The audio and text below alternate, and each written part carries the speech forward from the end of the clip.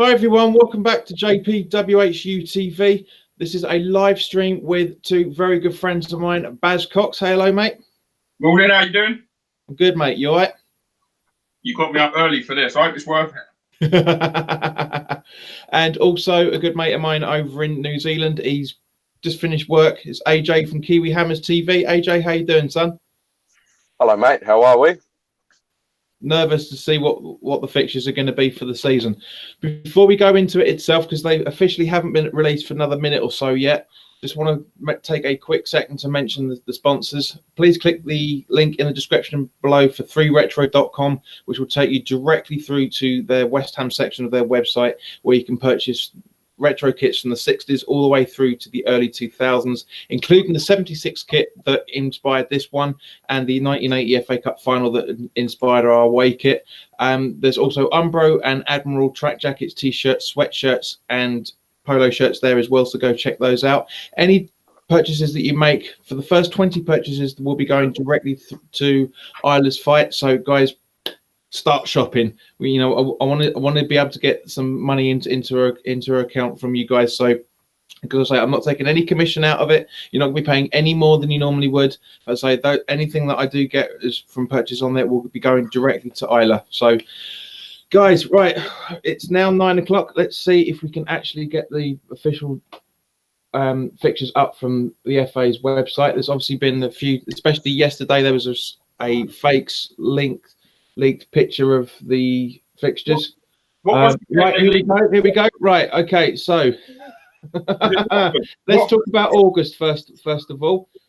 10th of August, Man City at home. It had to be. It had to be.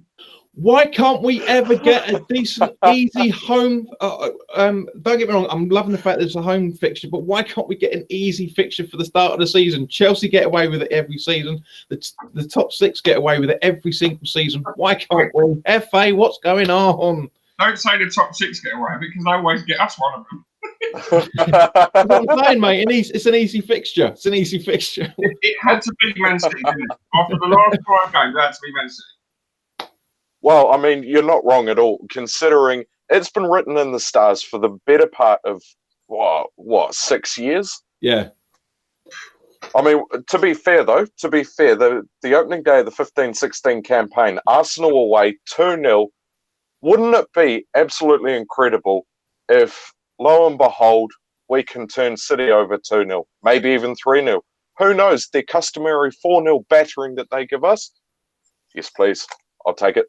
Have you been drinking at work? No, mate.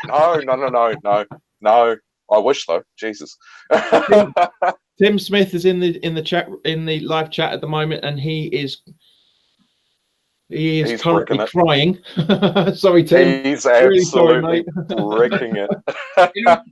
Right. So it's the toughest, and it's the toughest start, isn't it? But this is what West Ham's all about, being a West Ham, and it don't come easy, does it?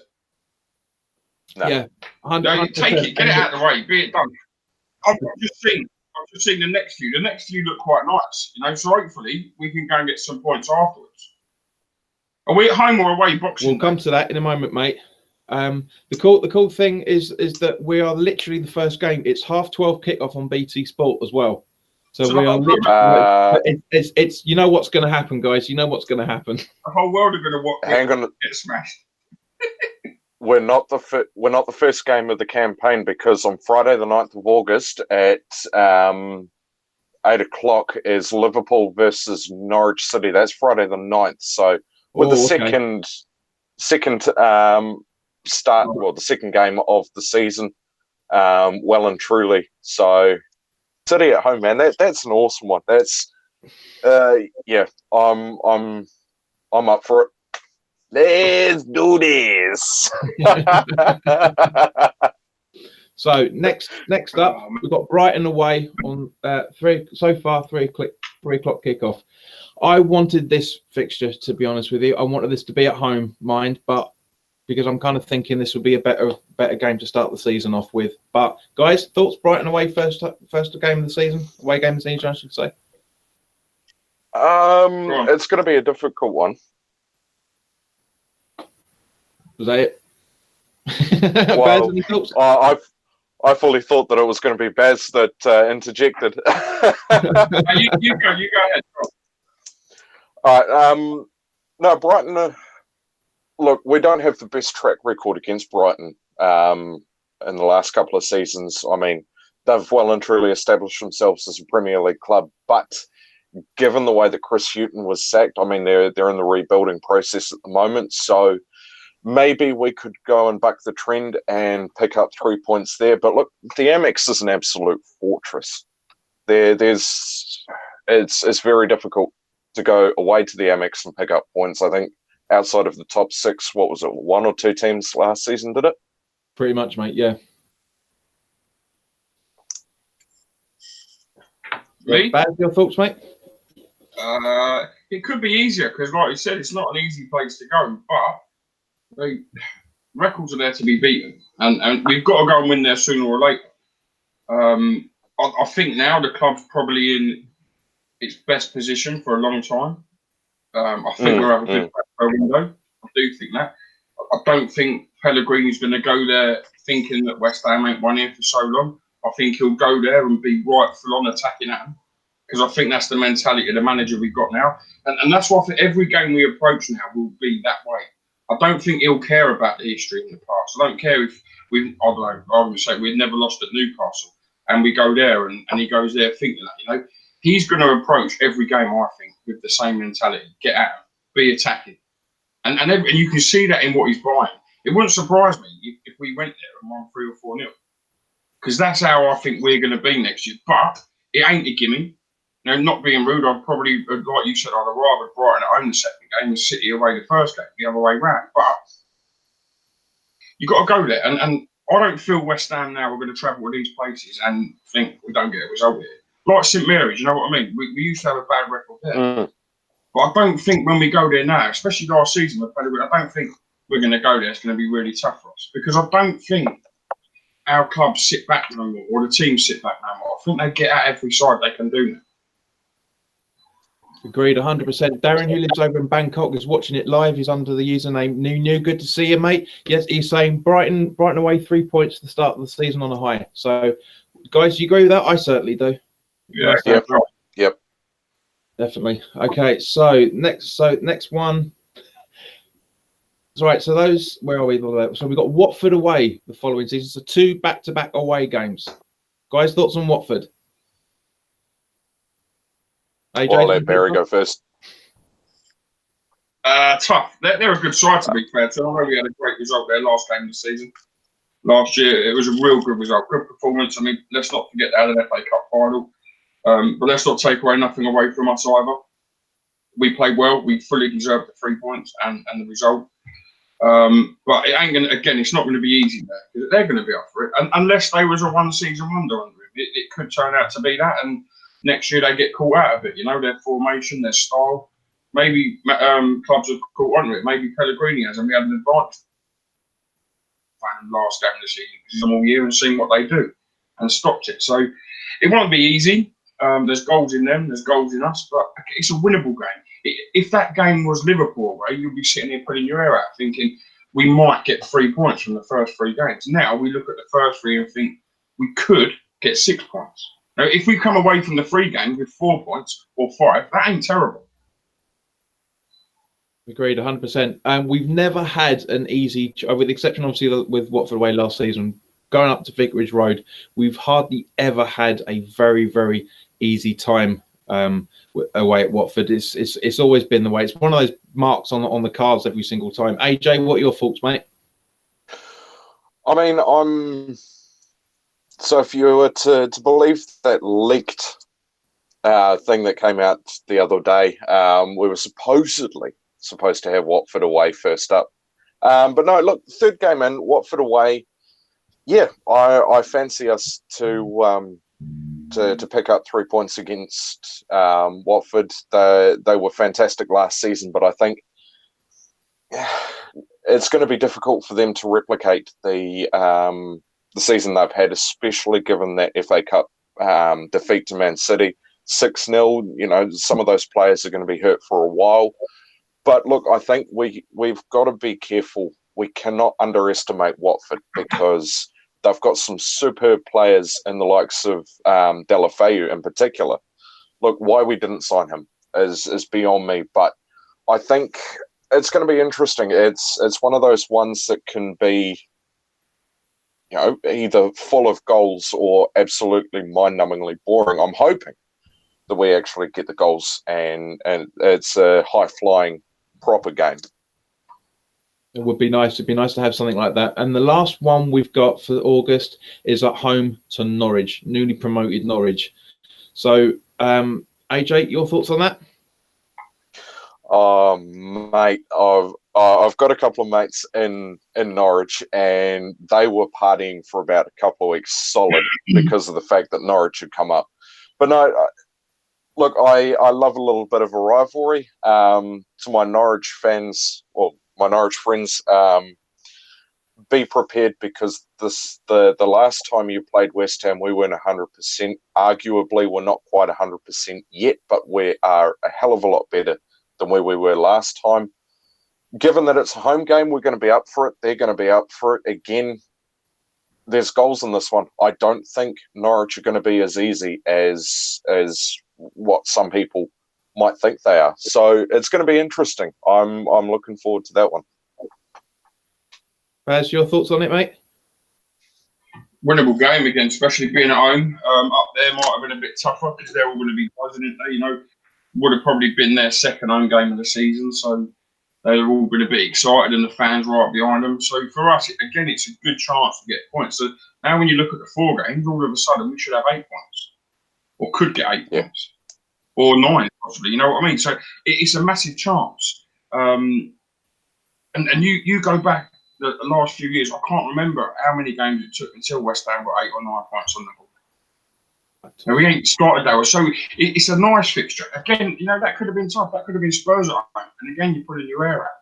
So as hard as Man City is, no disrespect to Norwich, because they're going to be up for it. Just come up. But there's a chance for us there with the 2 away games to go and get some points on the board and then properly believe in ourselves and push on. Agreed. Personally, I'm really looking forward to this. There's just something about a Norwich at home that I really love. I've enjoyed the last few times when we've played them. I'm kind of thinking for August, we've got 9 points would be in the bag. Would be lovely, I should say, but I reckon 7. I really think two wins and a draw here. I really do. Where that draw comes from, I'm not 100% sure, but as it stands at the moment with the squad we've got, I reckon we're getting 7 points out of August. What's the game you lose? It's going to be City, mate. It is going to be City. I'm sorry. I'd love us to go out and absolutely smack them, but it's going to be City. I think that's where we're going to. I think that's where we're going to lose. I think we'll. I want to agree with you guys and say 3 points for Brighton, but I think that's going to be a draw. The other two, it's going to be a draw between either Brighton or Watford. It's going to be one of those two, and that's what my instincts are saying. Okay, so 14th of September. So a couple of weeks into the September. So that's what I'm guessing that's going to be the international break at the start of September. Aston Villa away. Baz, your thoughts on Villa away? Again, I don't think it'd be easy. But there's not an easy game in the Premier League. But it won't be easy because it's a newly promoted club that are all going to be up for it. I get it. It would depend on their first 4 games. If they've got 4 nice games and they've all of a sudden got 8 or 9 points, they're going to be flying, aren't they? But if they've got 4 of the top 4 or top 6 and they've got no points, it's a nice game to go and play. But yeah, it's a loud place, Villa Park. It's a hostile place. You know, it's not easy for away sides there. But again, I feel we're capable of going to all these places. Disregarding the top 6, I think we're capable of going to all these places and having a go. And trying to get something out of the game. On my predictions from what I'm saying, West Ham would finish 3rd or 4th. So I'm not saying that, but there's chances of winning. And that's a proper winnable game again for me. If that was Burnley away, I'll be sitting here telling you we'd probably get a draw. It's tough, real tough. But Villa, yeah, I just think, again, it's going to take them a long time to build a good side. It don't come overnight with promotion, and a lot of teams have proved that. Grit, determination, hard work gets you out of trouble in the Premier League, along with talent and skill. And no disrespect to them, apart from Jack Grealish, and probably Tammy Abrahams if he'd be there next year. Is there anyone who you looking at squad and think they're Premier League class? No, I've already seen their link with a new keeper. I'll answer that question in a moment there, Baz. AJ, your thoughts on the fixture? Villa away, yeah, it's going to be a hostile game. It's one that I've waited for a while because the way Villa fell from the Premier League last time they were here was absolutely mind blowing to watch. But that's a fixture that absolutely excites me. It's one of those old fashioned games where it's going to be unpredictable. But I agree with Baz's comments. You look at that team, Grealish and Abrahams. Who else? I'm sorry, but that could be a winnable game. It could be, for me, it's unpredictable. Look, I'm absolutely buzzing that we've got that one in. I think that's going to be a fantastic game, and yeah, I'm looking forward to it. I really am. Agreed, 100%. I mean, I've watched Villa over the last couple of playoff finals. The first one, where they lost it to Fulham, they didn't work half as hard as they did when they won the playoff just recently. There is a player that I was really, really impressed with. I can't remember the bloke's name. He was on loan with them, and he's now signed him up. He's Italian, I think. I can't remember the guy's name, but you know what I'm talking about. He looks like he could be very dangerous for us next season. Isn't he attacking the midfielder? I think he's something like that. But I think so. Yeah, so I think we're going to have our work cut out for him because the Villa fans are going to be obviously up for it big time, playing back in the Premier League. I mean, just as we were when we came back 7 years back. But it's going to be a tough one. Definitely going to be a tough one. I'm not looking forward to it. I mean, I am, but I'm not. If you know what I mean. It's good. They are going to, like you say, Baz. They are going to put in the grit and determination to make sure they keep themselves up here this season, and it's going to be hard. It's going to be a very, very tricky game. When I say, when I say about their players not being good enough, that's not being disrespectful to the other 9 starters in their team. But I'm comparing it to West Ham. So out of their squad, there's probably only 2 I think maybe could get a chance in our side. The rest, I wouldn't. That's why I say not good enough. Don't get me wrong. They ain't going to go all season and not win a game and not get a point. But for me, comparing it against West Ham, there's only 2 players who I'd probably think, maybe they could get in our squad and do something. So it's not me saying they're toilet. You know what I mean? I'm not saying that whatsoever. But just my opinion on their players compared to West Ham. Oh yeah, no, of course. At the end of the day, because that's exactly what it's going to be. It's going to be our boys against theirs. And it's 100. I agree with you, Baz, 100% on there. They don't have a huge amount of quality players, but they do have enough in there that will give us a bit of a hard go. Definitely. Now, 21st of September, Man United at home. Baz, your thoughts on it? If I'm honest with you, again, it's a game you'd automatically think tough, but they don't frighten me like that no more, Man United. I'm not saying they're crap because they ain't. They're still Man United, but for me with them, they've lost that fear factor. They're beatable. They come to us last year, we beat them 3-1. We went up there, got beat. We shouldn't have. They're not the Man United who you think now, this could be 3 or 4-0 with them. They're the Man United who you come there and think, if we turn up, we're going to get a result. We can win. Not if we turn up, we might get a point. If we turn up, we win. Because they're so ropey at the back, And I think for Tottenham, the best news they ever had was when Man United employed Solskjaer. So it took away Pochettino getting there. Because I thought Solskjaer was a pants manager. He had a lovely start, but he's come in and he's been a bit attacking compared to what Mourinho done, where it was all defensive. So he got a few results. But they ain't no good. They're not a good side. You get no interest. Sit down watching them thinking players. Yeah, no, I agree, mate, 100%. The social effect seemed to disappear completely once he signed his contract. AJ, your thoughts on the game? Well, look, I'm looking at it with last season in mind, mate, and I'm thinking, right, if we get a couple of these transfers done and over the line, and I want to talk to you guys about them afterwards. But if we get a couple of those transfers done, out of the way, over the line, we could see a repeat of last season, another 2-goal advantage plus. Could this be the game where we really stick it to Man United, where we say to them, actually, we're not the pushovers you thought we were anymore. We are a completely different team to what you faced. Perhaps this has all started that last game at Upton Park. Perhaps last season was a fluke. Who knows? But I think this, United at home, if it was away, I probably wouldn't be as confident as I already am. But given that it's at home now, I think we can turn up and I think we can do wonders. Yeah, I agree, mate, 100%. It's going to be a very, very tasty game. Be interesting to see what happens with Man United because they're not really. I haven't seen them being linked to anybody coming in. There's a lot of stuff talking about Pogba and De Gea as well, but nothing actually seems to be linking them to show that at this point that they're actually reinforcing their squad.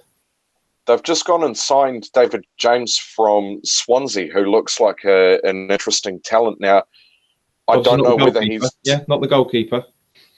No. I think he's a midfielder or defender or something like that. But no, I don't know if he's going into the first team or the academy or what the story is there. But no, they definitely signed him yesterday, I believe it was. They got that over the line. But again, like you say, it's not. Doesn't look like there's nothing to indicate that he's going to be going into the actual squad or the starting 11. Yeah. So, yeah, it's bizarre on that one. 28th of September, away to our bogey team. Well, one of the bogey teams, Bournemouth. AJ, your thoughts? Oh God, here we go again. No, look, our track record against Bournemouth isn't exactly the best, but I'm not going to do what I've done over the last couple of seasons, and I'm not going to say that we're going to absolutely destroy them or turn up for this one. I'm playing it cautious. I think we'll be very lucky if we pick up a draw, to be honest. The work that Eddie Howe does, down at Bournemouth, he's an interesting one. Baz, I know from Snapchat, you're not too far away from Bournemouth itself, so. You being an undercover hammer in Bournemouth territory, it could be interesting, eh? I know. I just heard him say away game. That's an home game for me. It's got 2 minutes up the road. It's perfect. I've loved it last year on Boxing Day. I had Southampton away. It's like, again, I'm right in the middle of the two grounds. It's perfect for me. And the year before, obviously Boxing Day, we had Bournemouth away, so it's lovely. Like, ideal for me.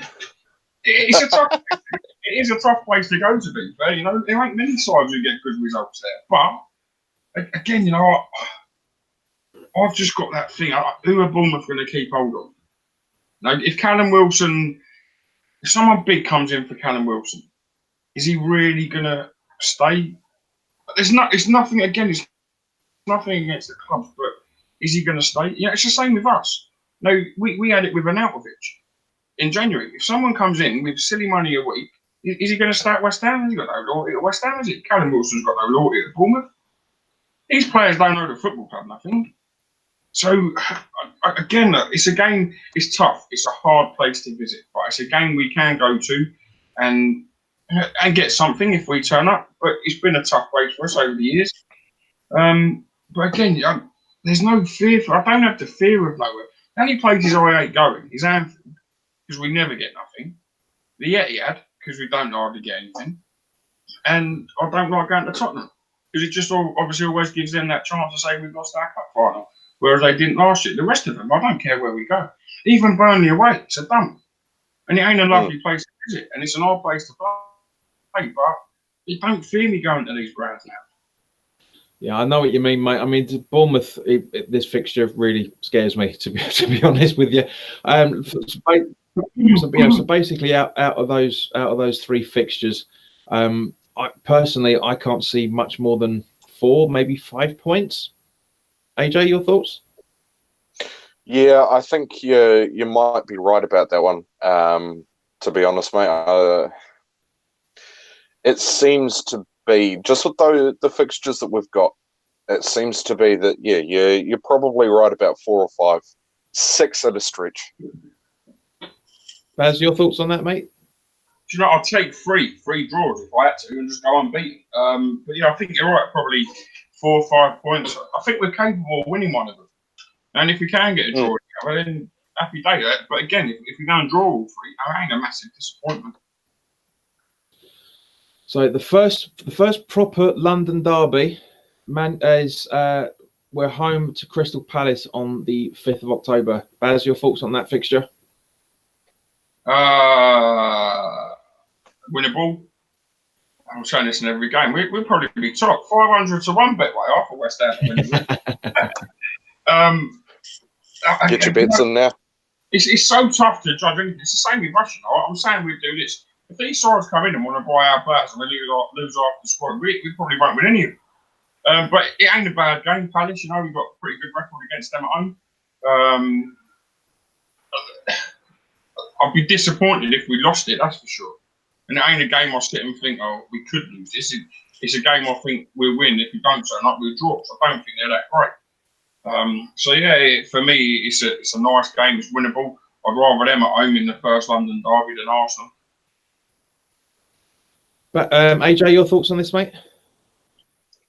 3-0 Fabianski, clean sheet, done.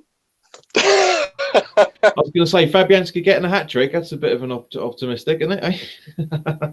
No, clean sheet. No, look, being honest, the project that Roy Hodgson's got down at Palace is it's admirable. You know, he was absolutely hoarse with the England squad, and I think this is the perfect project to actually get some redemption. But no, the last couple of times we've played Crystal Palace, they've been, for the West Ham United B team, where we can pick up points. It doesn't matter if they're home or, well, if we're at home or away. You know, we can do the dirty work on their turf, on ours. I'm hopeful, as I said before. 3-0, Fabianski, clean sheet. Next.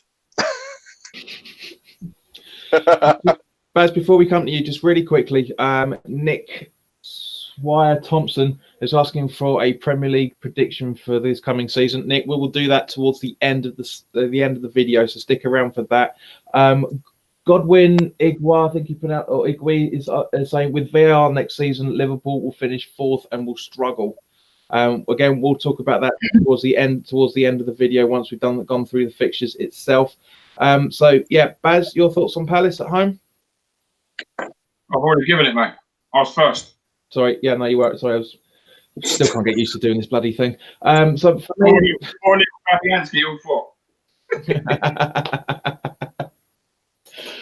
so for me, I'm really looking forward to this. So obviously, this is the first proper London derby. I don't class Watford as a London derby because it's not London. But it'd be interesting. I can't wait to get to play Palace. They're again one of our bogey teams, and it's going to be a tough one, I reckon. I mean, the funny thing is about the West Ham when it comes to the Premier League or any fixture we're playing for that matter, is stuff looks harder than it is, and normally harder for us than it actually looks. So talking of which, going away next on the 19th of October up to Everton. Baz, your thoughts? That's the tough. Although we done well, got a result there last year, that's the tough place to go. And they ain't a bad side, to be fair. And if we get a draw there, it's a good result. If you win, it's brilliant. But I think if we can get a point there, it'd be a good result. Good side, in fairness to them. And I think they're the team, again, we'll be fighting. I say again, they'll be the team we'll be fighting with for that 7th, 8th and 9th place. I think it'd be us 2 and 1 other. I don't think any of us are ready to start pushing for that top 6 yet. But I think West Ham and Everton will be in that fight, 7th, 8th, 9th. And if you beat them teams at home and draw away, you finish above them. If you lose to them at home and lose to them away, they'll finish above you. Proving the Wolves with us this year. So it's a tough place to go. If we get a point, I'll be happy. But if we lost, it wouldn't be the end of the world for me. Agreed 100%, mate. AJ, your thoughts? Well, look, Everton, they're a weird one. They really are one of those weird Premier League teams. They're sort of too good for mid-table, but not good enough for Europe. Arguably, I'd put us in that same basket, but I think it's going to be a real race between us and Everton, between the start and the end of the finish, to see who grabs that 7th place. Historically, especially under Moyes, they were consistently getting that 7th place. Over the last couple of years, they've sort of dropped off a little bit. So maybe we'll see another scrap for 7th between us and them. But, away to Everton could be interesting. I'd love it for us to continue our trend. Our last 2 seasons, we've beaten them 3-1 at one point or another during the season. Could we go 3 for 3? I think so. And I think we could do it at their place.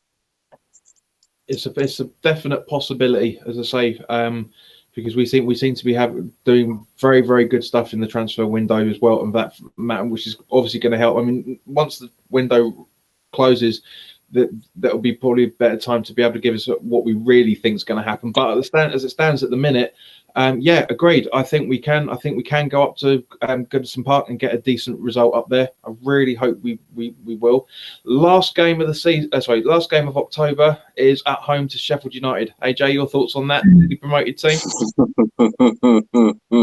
No mention of Carlos Tevez at the moment. Just purely focusing on the fixture. You bastard. What do you mean? No, all things aside, not mentioning Tevez at all. Look, I was so excited when Sheffield United came up. Having the Blades in the Premier League is going to be interesting, especially seeing whether or not they can establish themselves as a top flight mob. But no, I think at home, it's really interesting watching West Ham play against these newly promoted teams at home. You see that they're up for it, but we're a little bit cautious. And I think, we're going to have another cautious game. Do I reckon we're going to win it? Yeah, maybe. But I think we've got to have every single one of our lot wearing Carlos Tevez masks, just really giving it to them. I said no Carlos Tevez. We're going to talk about that in a minute. Baz, your thoughts, mate?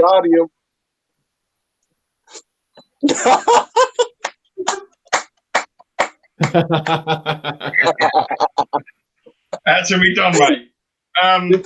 Just to explain, because it only came up briefly, that Baz, just repeat what it says on there. Just talk while you hold it up.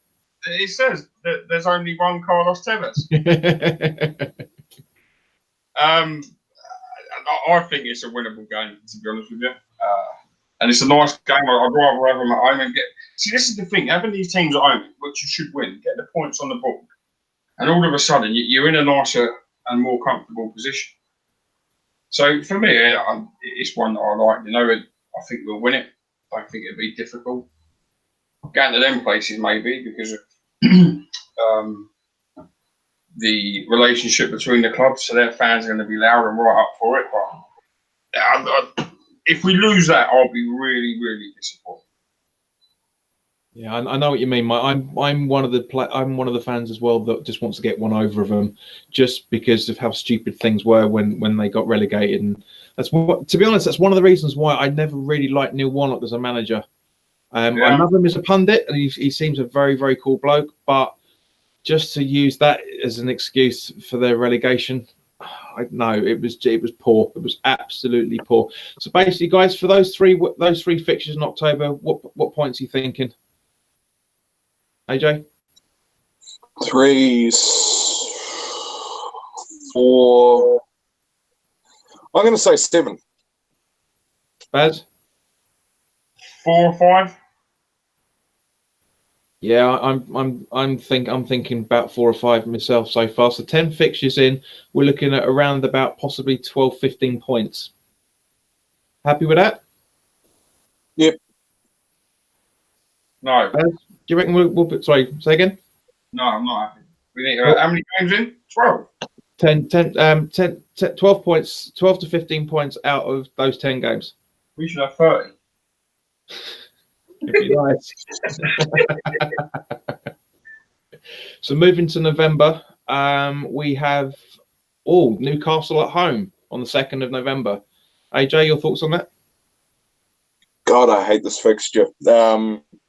As we were talking about last time, mate, my grandfather's an avid Geordie fan, and he's part of the reason why I became a West Ham fan. So I have to look at that neutrally, and I have to say, okay, I'll be happy with a draw, but neutrally, I think West Ham are going to do it. As a West Ham fan, let's just give it to them. Let's show them that we can really, do one over on them. Baz, your thoughts on that? Do you know, I think it's going to depend on what happens there, For now, as it is, again, I think it's another game we should win at home. But, if they go and get bought out and all of a sudden they spend fortunes of dough, they could be leaps and bounds above us, and I'm saying West Ham are going to be fighting with Everton, and one other club for 7, 8 and 9. They might be up there and all of a sudden we're fighting for 8, 9 and 10. It's real tough with sides like that because the window not being finalised. But it's a nice game. It ain't a game I think now. I don't want to go there, or I don't want them coming to us because they're going to turn us over at home. You know what I mean? Yeah, I get it. I understand 100%, mate. The funny thing is about this, what's going on with Newcastle is, yes, all right, they're being linked to receipt, but we don't actually know the the financial backing at this point. That Bournemouth are owned by a very, very similar bloke by the sounds of it, and they're not all that big. But the funny thing is obviously you guys have probably seen recently that Mourinho has said that he'd like to manage Newcastle if they're taken over with big money. I mean, God, I can't think of anything worse. Really can't think of anything worse. 3 points then if he does. He's shit. He's at it. He has. He's a foreign Allardyce as far as I'm concerned. Just boring football. Boring. Need I say anything more? I think AJ likes him.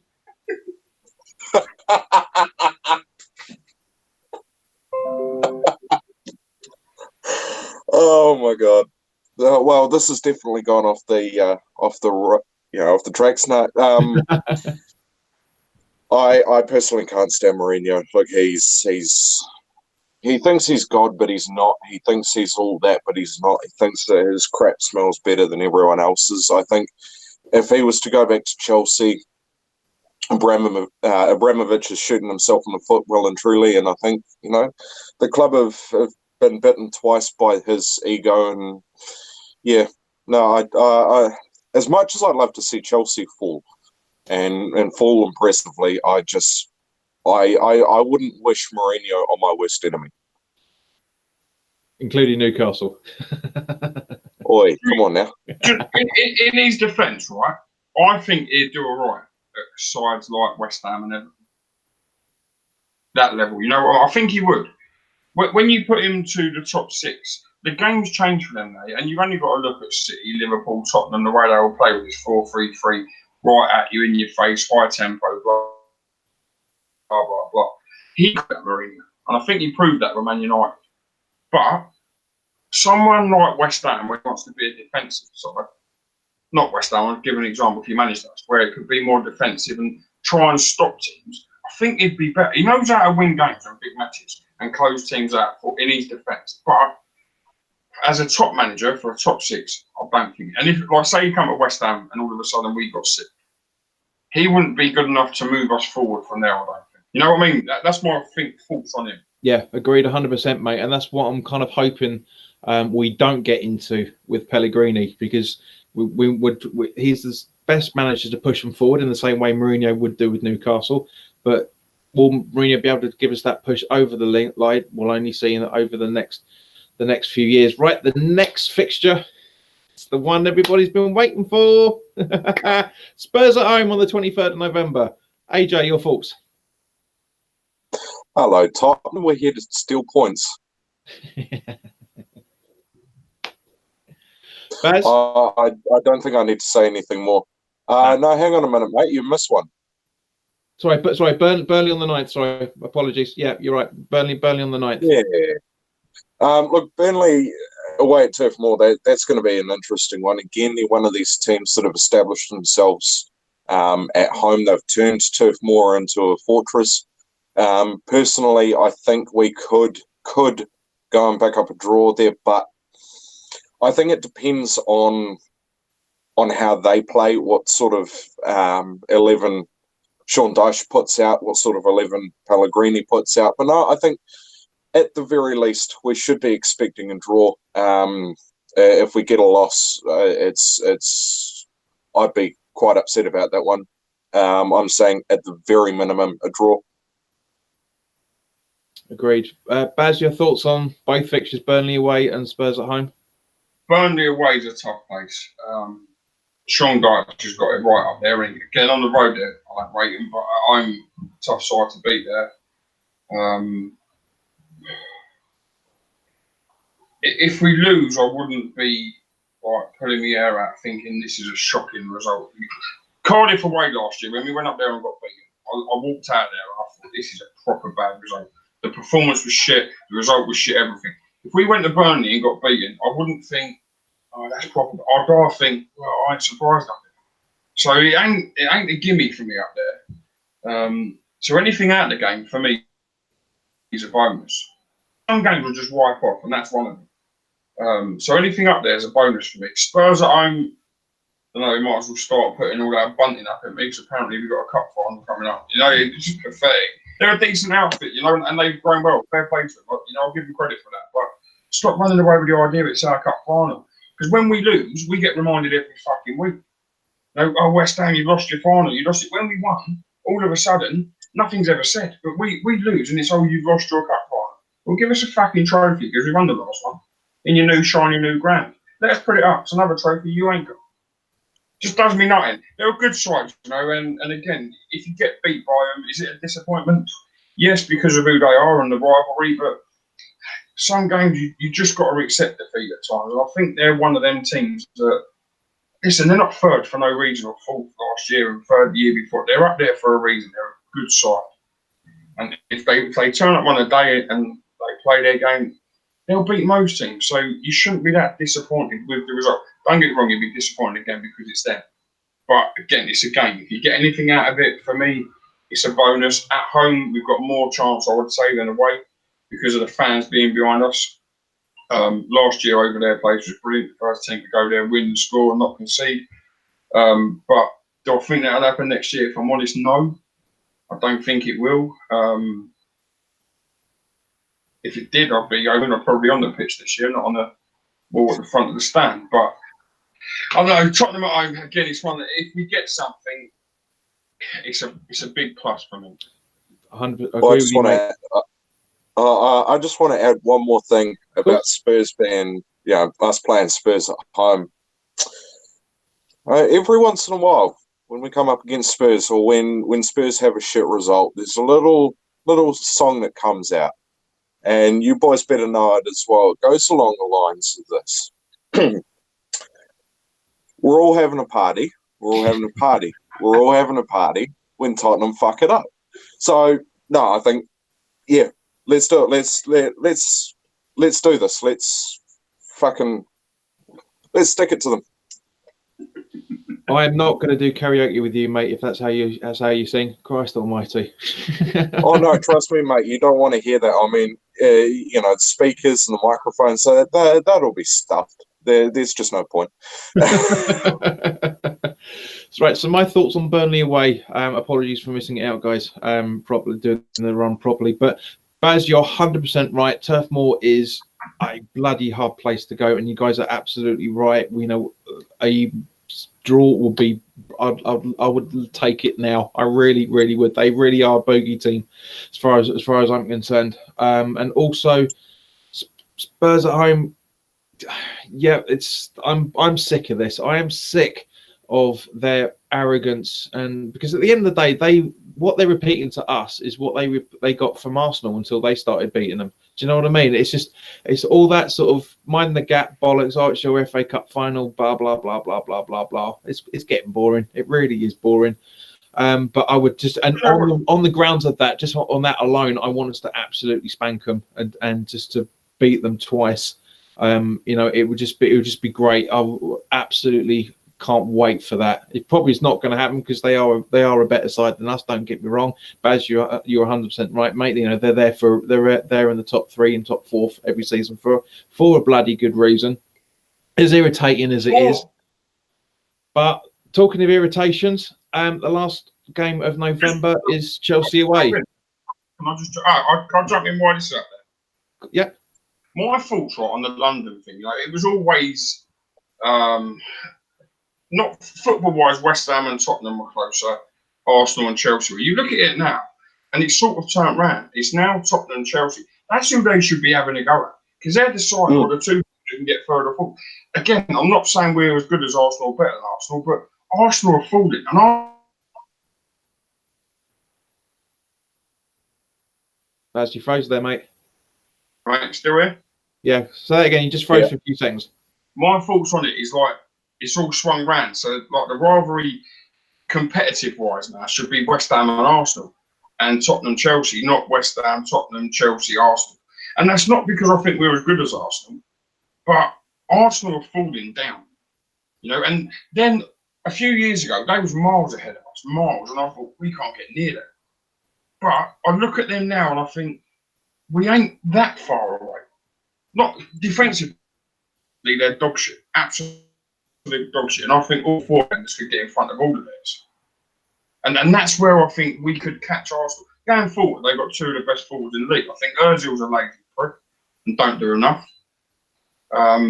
So for me, the game is turned round with the West Ham, Tottenham, and Chelsea, Arsenal. So what I'm saying, should be Tottenham and Chelsea. They're the 2 sides that will compete in Europe. They're the 2 sides that will compete for 3rd and 4th.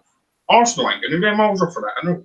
But Arsenal will be 5th or 6th, and West Ham could be 7th or 8th. So we could get that gap closer to them. That's where we should target, because we do shit against them, because the rivalry ain't that great. If we go there and make it real horrible, where we go Tottenham and get right up for it, maybe we'd start getting results at the Emirates. But moving on to Chelsea, fucking hate them. Nearly as much as nowhere near as much as Liverpool, because that's the fixture I fucking can't stand. I hate them everywhere, home and away. Chelsea away, tough, but obviously they ain't going to have the transfers this summer to strengthen. I think we will. I don't think they've lost their match winner with Hazard, in fairness. That geezer could beat most teams on his own. Top player. Sad to see him leave the Premier League for his ability. But again, how we are, and if we borrow what we're linked with, we could go there and get something with how they are, because they ain't brilliant. They're not Chelsea you thought of 3 years ago, fucking how many they're going to score. Now you get there and think, how many can we score and stop them scoring? And without Hazard, I do think that they're nowhere near as good. And am I right in saying Higuain's gone as well now? Because he was only on loan. It's looking that way. Looks like Sarri's going to Juventus as well. So there you go. And what I mean, I've seen the talk of Mourinho, I've seen the talk of Lampard, and maybe it's in fairness to Chelsea, maybe it's time they took Frank Lampard. I know he probably ain't got the experience, and maybe he ain't the right manager, but they need to build again now, Chelsea, from the bottom and start with no money. Give him it. Say, Frank, prove yourself. Now, get the kids in. This is all you've got to work with. See how good he really is. Because in fairness to him, he done a good job last year at Derby on a short budget and with a lot of young kids. He could do it there. And what it would be just to be singing big fat Frank. So AJ, your thoughts, mate? I've got something similar, Baz. Up your ass, stick your blue flag up your ass. Stamford Bridge, till up the park. Stick your blue flag up your ass. No, look, Hazard off to Real Madrid. That one, it's been coming along for years, and we all knew that it was eventually going to happen. But I think I'm part of that select few that actually didn't expect it to happen this window, even though everything pointed to it.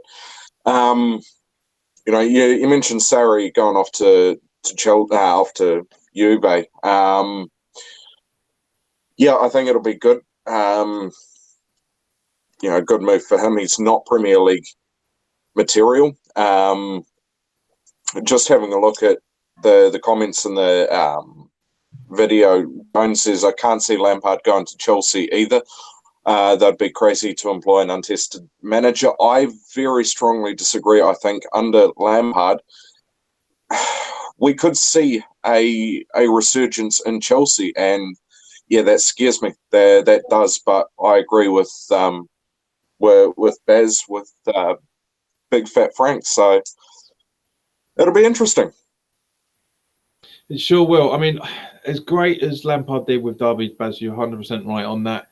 I have to agree with Joan. I don't think it's going to be a good idea, because the whole reason being is, yes, all right, they'll have that big machismo of Lampard coming back, blah, blah, blah.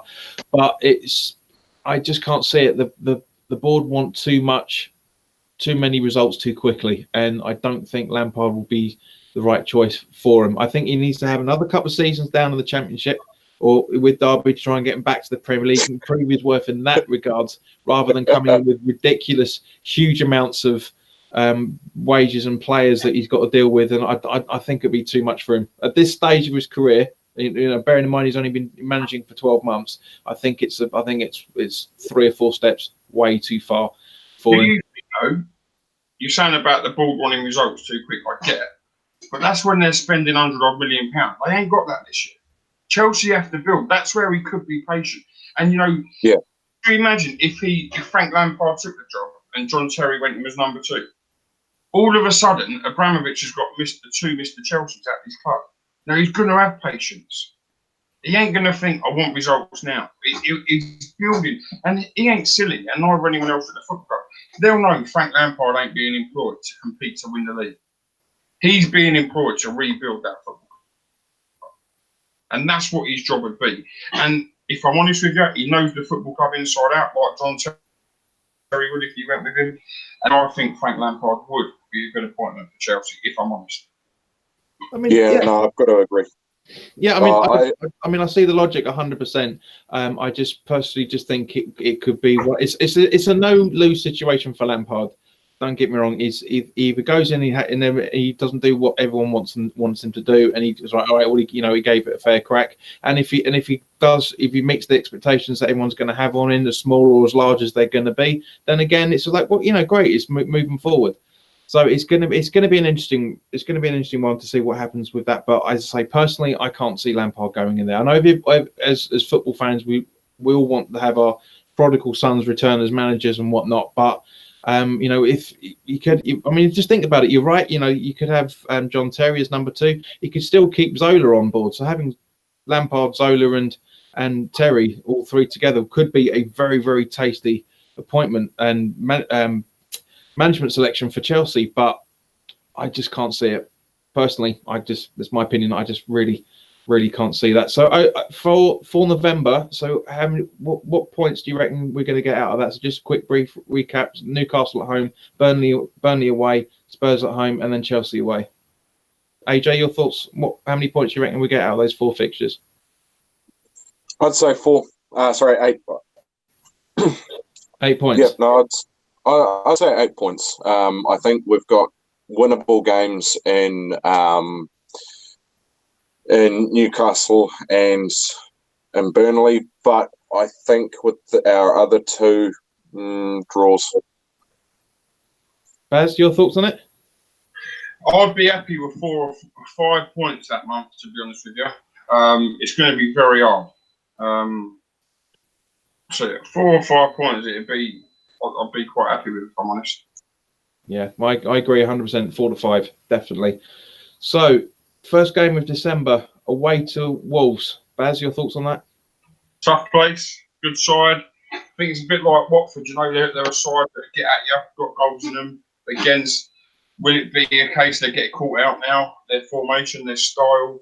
Will I be disappointed if we get beat there?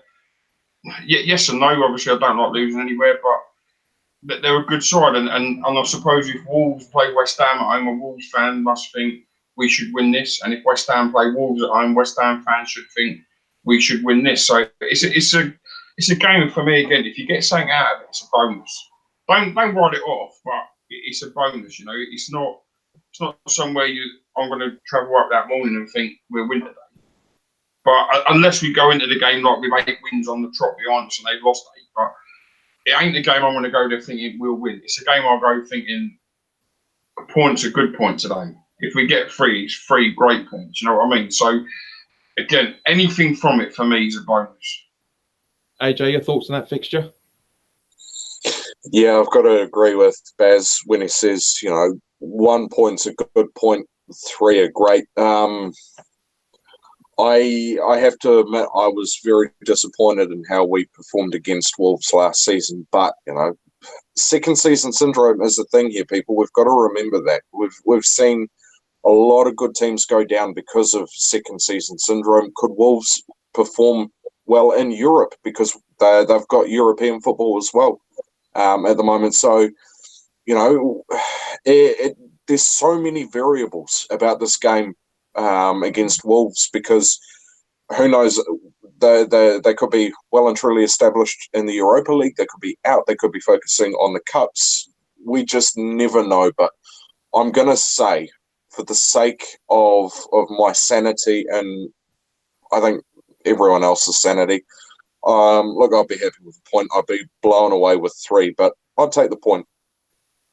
Agreed, 100%. Well, you were absolutely right there, AJ, mate. The Wolves could very well have second season syndrome. I don't think they will, to be honest. They've got some very, very good players, but it's massively good chance that's going to happen at the same point. Wolves they were the ghost team last season. Nobody expected that to happen at all. They played fantastic football. Brought in some very, very good players and a very, very talented manager. So it'd be very, very interesting to see what happens there. Well, yeah, you're absolutely right because Wolves last season they came in and no one knew what the actual project Nuno Espirito Santo was building at Wolves, and then you started to see a lot of really, really talented players start gracing the Premier League. All you have to do is look at their transfer business over the last 2 windows, and it definitely whets the appetite. I think what we've got here is the beginning of a resurgent Wolves team. They want to prove to everyone that they're not going to have the second season syndrome, that they're going to become a regular Premier League team. I don't think they're going to go down anytime soon, but I'm erring on the side of caution, if I'm honest, with Wolves, because I think even though, they've got an amazing project, even though they had a fantastic, absolutely mind-blowing season last season, this is football. It's so unpredictable. You never know what's going to happen 1 week to the next. They could be 8-10 wins on the spin, and then all of a sudden they have an absolute shocker against the likes of Norwich or Villa, or dare I say, even our good friends at Bramall Lane. So, you never know, really. Okay, so here we go. 7th of December, the 3rd London derby in 4 fixtures. Arsenal at home. Baz? I think we can beat them. I do. I think West Ham attacking is decent. I think Arsenal defence is shit. I think Arsenal attacking is decent. I think West Ham's defence is good. So we got a chance to close them out. I just don't rate Arsenal at all. I think they're a myth club, and their fans forget this. I know the guy, and we talk to each other quite a bit on social media. DT there, and I watch these videos every week, and I get his frustration because Arsenal were always that side who competed, and you've only got to look at them and Man United. For years, it was always them, 1 and 2. Them sides, disregard Man United. Arsenal haven't invested enough to still be able to compete. You've got no right to be in that top 3 or 4. No right at all. You get there through money now, really. Leicester was a myth winning the league, an absolute myth. That won't happen again. My arsehole faces south. But Arsenal, they're a mediocre club now. Yes, they've got a good manager. Don't get me wrong, but if you're a top player, do you really want to go and join Arsenal? I don't, because it's a bad club. There's a bad, what's the word I'm looking for? It runs through everything there, through the fans. Now, their fans don't stick with them. Their fans are all over them. They've probably got the worst fan base in the world for how their fans react to their club. West Ham do shit. We turn on our owners of late since the move. West Ham used to do shit. We still backed our players, and we still do 100%. Arsenal turns shit. Every player's shit. Every man's a cunt. The chairman's wankers. The fan sitting next to you's a prick. DT's a prick because he wears a hat doing a fan cam. The little fan blood, whatever his name is, everyone's the same. There's a bad. It is, mate. And throughout that whole club, it's terrible. Until that football club, for me, give proper money, big money, which I don't think they will, their owner, they will continue to be 5th or 6th, possibly 7th or 8th, because the sides below them, Wolves, Everton, West Ham, spending money and have a chance to catch them. And how long does Aubameyang, Lacazette, think, yeah, fuck it, I'll stay at Arsenal and finish 6th, not win nothing and not play Champions League football? Not very long, in my opinion. So if that's your passionate rant about Arsenal, please, for the love of all of us, what are your thoughts on Millwall? Do you know what? If I'm honest with you, the rivalry, I'm going to tell you, the rivalry with Millwall is for obvious reasons. I can't hate them. They're fucking irrelevant. How can you? I hate them for who they are and what they are. I don't hate them on any football terms because they're absolute dog shit. They're fucking dead. And this is my thing with Liverpool, right? They're a great football club. Great football club. I will never tell you they're not. But fuck me, do they deserve to get everything their way, mate? You caught a fucking whopper here because you've got me in. But 4-1 West Ham. Fucking have that. And I will have a party. What? Hang on, just make sure. What? Arsenal or Liverpool? 4-1. Arsenal home. Arsenal are dog shit. All right. Well, while Baz goes out and meditates for a couple of seconds, AJ, your thoughts? Hey Baz, you got room next to you for some meditation? Because I'll take a bite. No, seriously. Oh, sweet. Hey, look, I'll be over in about 13, 14 hours or so. Although it's more like 22, 23, 24. No, anyway, I think, yeah, I got a mate at work, lovely fella by the name of Stu. He's Arsenal through and through, goes over a couple of years, whatnot. He and I have a bet that we're going to, $10 riding on it. We're going to see the first game of the season between us, who is going to lose. And I'm sorry, Stu, I hate to say it, but yeah, I think Arsenal are going to lose this one well and truly. I think what we've got what we have here is a resurgent West Ham. If the rumours of Aubameyang leaving Arsenal are true, they're in for a world of hurt. We've seen that Lacazette cannot do things on his own without Aubameyang. Our attacking mind has been phenomenal. As Baz said, their defence is absolute shite. So, no, I think we can do it. I think if we turn up with the right mentality, the right tactics, the right players, I think we can easily go in and pick up a 3-1, 4-1 win. Yeah, I agree with both of you 100% on that. You know, this fixture last time was the start of the Pellegrini way. You could really see where that was coming from. You're 100% right, Baz. There is a toxicity in the way Arsenal is being run, you know, which we know all too well, which is why we can see it and why a lot of Arsenal supporters, to a degree, can't and just turn on each other as a result of it. But yes, I agree, definitely, guys. We are going to have a very good game with Arsenal at home, and yeah, it's going to be brilliant. I'm really I love all the London derbies. They are the energy at the London Stadium. I don't give a monkeys what people say about that. The London Stadium, when it comes to London derbies, is just another level. It's not always consistent, but it's just it's there, and it kind of almost takes me back to the bowling days. Not all the time, but a lot of the time. So, okay, so the 14th of December, Southampton away. AJ, your thoughts on that while you're pissing about with your phone? I'll give over. I'm fucking plugging that in. No, I think. See, I hate Southampton with a passion. I cannot stand them. They are one of the teams that I despise the most. They're just absolute shit because, in a way, they're like Palace, right? Beginning of the season, you think, oh yeah, no, they're going to go down for sure. They're like fucking cockroaches. They just don't die. No, I'm sorry. I've got a couple of Southampton fans, and I can't stand. No, they're just one of those teams that piss me off. No, 4-0. Thank you. Done. Next, Baz, your turn. Mate, Baz, just quickly, Brad, before you go into it, mate. AJ, you know that's going to be going all over Twitter for the next 12 months now if somebody downloads this video, or I might do it. That's how I know I've made it. Baz, your thoughts on Southampton away? Southampton at home for me, mate. Perfect. He's right. AJ's right. They're a side that they never rolled over. We done well there this year, got a good result.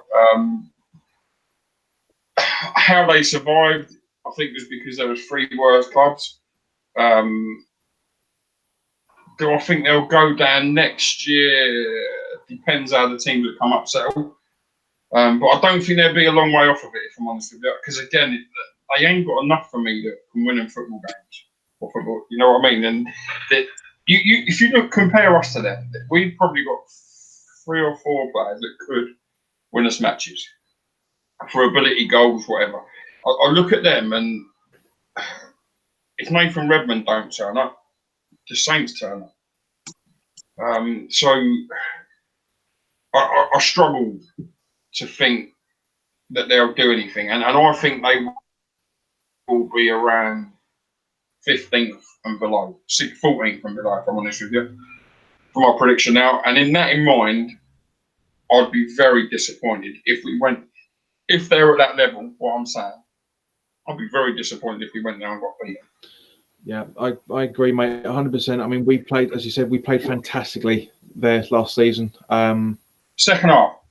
Yes, first half, yeah, okay, yeah. Maybe my memory's getting a little bit jaded because the result, and because that was basically what the last away performance we'd done for quite a few months after that. So yeah, it was AJ, you're right, mate. They are cockroaches. They won't die. They just don't. I was hoping that they were going to go down last season before old I can never remember his name. Thingy Bob was I can't pronounce his name. The current manager, when Mark Hughes was sacked, I was like, thank you, get rid of that useless manager. He is terrible. I absolutely hate. You mean David Hasselhoff's German cousin? Yeah. Yeah. You just reminded me. Thank you, mate. That's how you pronounce it. Hasselhoff. Yeah. All right. So this is going to be a bit of a long one, and get your record buttons ready, guys. West Ham are at home to Liverpool on the 21st of December. Baz, the floor's yours, mate. Just cut me out. I'll be honest with you. I think we'll get beaten. And I said earlier on, West Ham are 500 to 1 to win the league with Betway. I see yesterday Liverpool are 25 to 1 to go unbeaten all season. They only lost 1 game last year, in fairness to them, and City were 25 as well, or 20 City might have been. I think they're 2 good bets. They're 2 great sides. Liverpool, listen, I can't sit and slag them off as a club. Fantastic. Sorry, as a football team. Fantastic. Defensively solid. I think they could and should improve their midfield this summer, because I tweeted when they won the Champions League, how has Jordan Henderson lifted the Champions League? For me, yes, he does dirty work and the dog work, and I think he'd be all right in a side like West Ham, Everton again. But can I see Jordan Henderson honestly being a Premier League winner? No, I don't rate him that much. Wijnaldum, whatever his name is, from Newcastle, they got. For me, he ain't a top 1 or 2 in the Premier League player. He is fucking dog shit, mate. I can't believe it. And the front 3 are phenomenal. Cheating cunt, Salah, but phenomenal. But that midfield for me is crap. That's where they need to strengthen. They had that Keita Barrelay, didn't they? In the summer, his name is Keita, not Barrelay. Keita, Fabinho.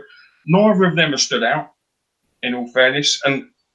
But I don't want to go on, I don't like them. Liverpool, I think, will beat us at home. AJ, your thoughts? Well, I'll keep mine short and sweet. I have to agree everything about Liverpool at the moment. You know, reigning Champions League winners, Premier League runners-up. You can't deny that they've got talent there. You can't deny that they've got class. Fans, absolute bin dippers, can't stand them. But, well, a few of them I can't stand. But in saying that, you know, yeah, it's going to be... We're going to be thrown into a trash bag and just booted out the door. Can I add?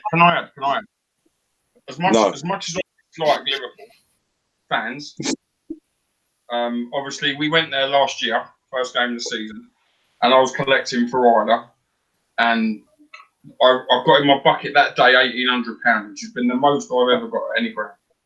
So the people, as people like with that, were brilliant. And it wasn't just the donations they gave. People come out their way to come and send their wishes on, which obviously are part of it. Yeah.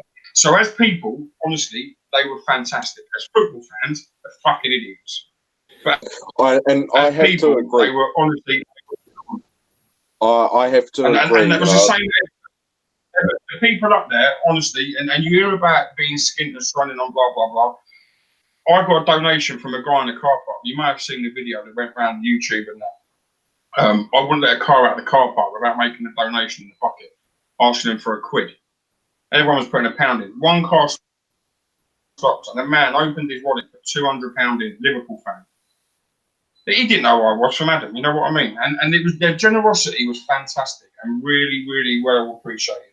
And their kindness, I'll say with their words. But football fans, fucking deluded idiots. Yeah, agreed 100%. I mean, it's that I hate to say it, but it's that working class mentality. You're there for whatever you're there for people to help out no matter what. And it is great that you had that, Baz. That is, and I'm guessing you're going to be doing the same this season as well with your collection of 10. Yeah, definitely. Yeah, we'll support the little girl while she needs our help. And as long as the football clubs obviously give us permission. And again, Liverpool, they were great. You know, Liverpool City Council wouldn't allow us to in time, but Liverpool Football Club, they said, we own Anfield Road. You can, not Anfield Road, sorry. Yeah, it is Anfield Road, where the away fans go. We own that road. You can stand outside the away section, and I'll put it on Twitter and all that, and all the Liverpool fans or accounts on Twitter retweeted it. And I had loads of Liverpool. I had queues of people, generally queues. It was me and my niece, and I had queues of people coming. They were phenomenal.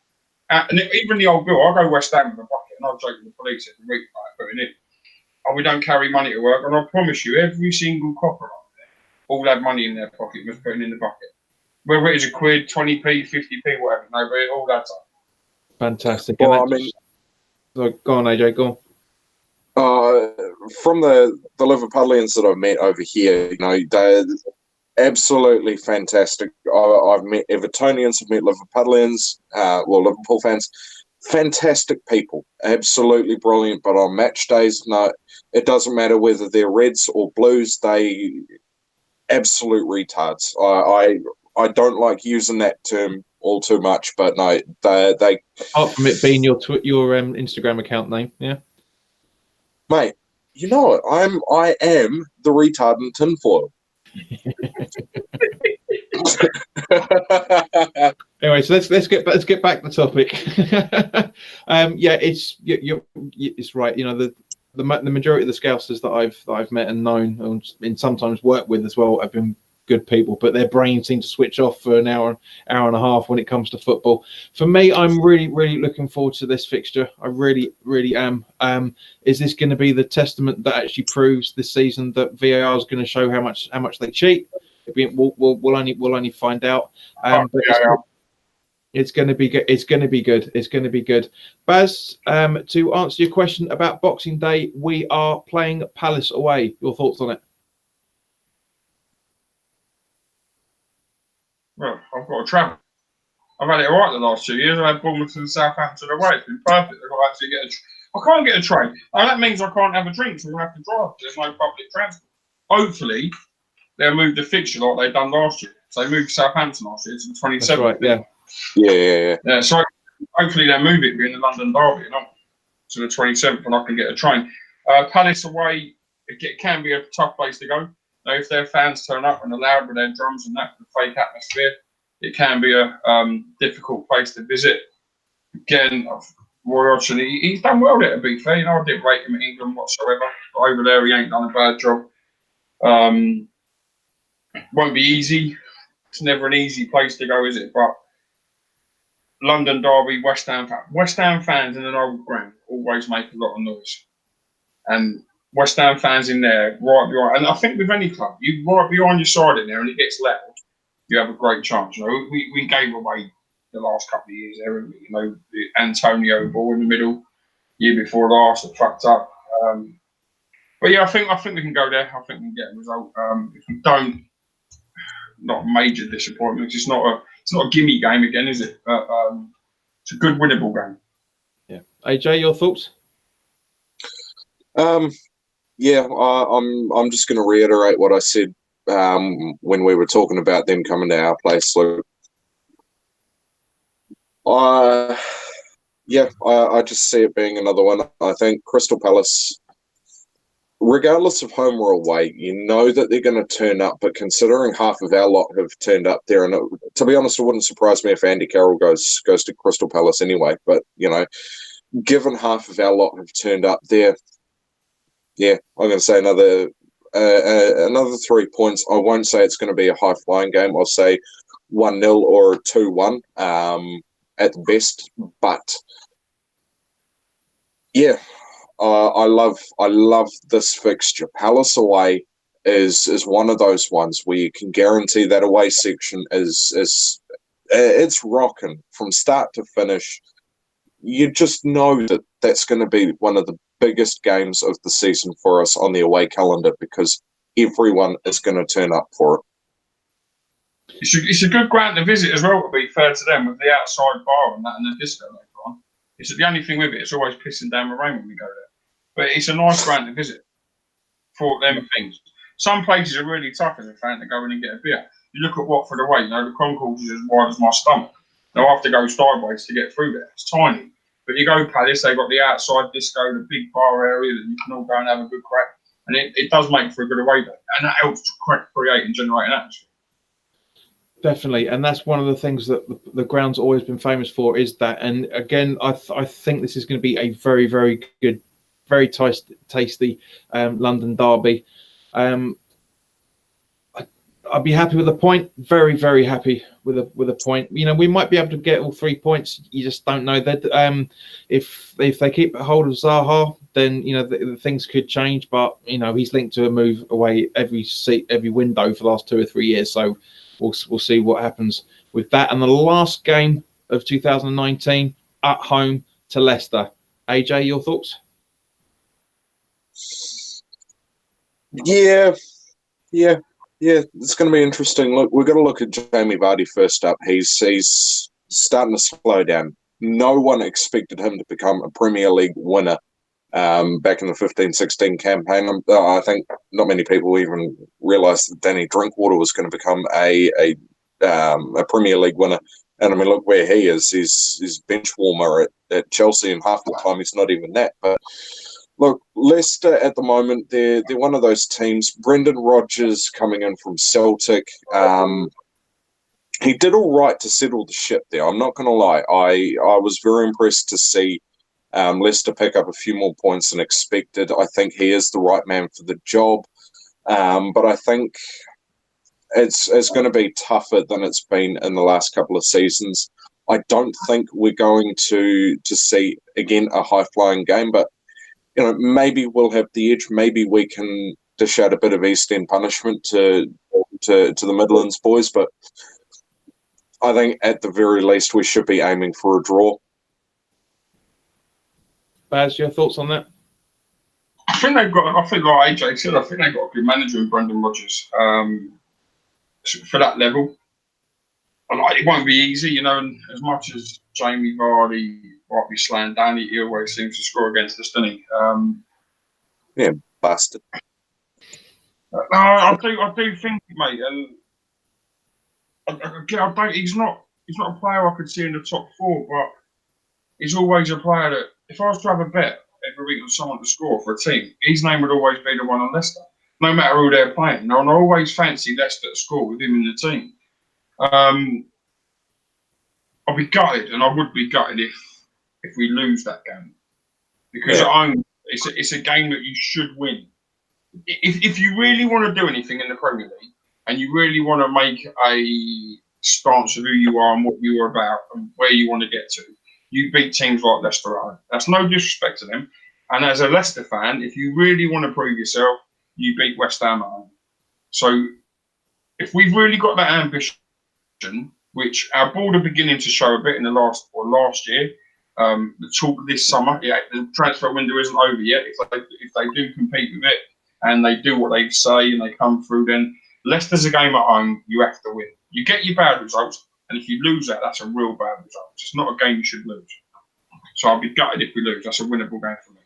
Agreed, 100%. I hate playing Leicester at home. It's just, especially what was it? Not last season, but the season before last, with Vardy giving it the mouth to the supporters when he was scoring, and quite rightly so to a degree, because he was getting abuse from him, so he had to give him back in some way or another. It's not like you can't give him abuse and expect nothing to come back, especially when he scores. But Vardy, for me, agreed, he is always one of the top 5 people I always keep an eye out for to see who's scoring for the fantasy leagues.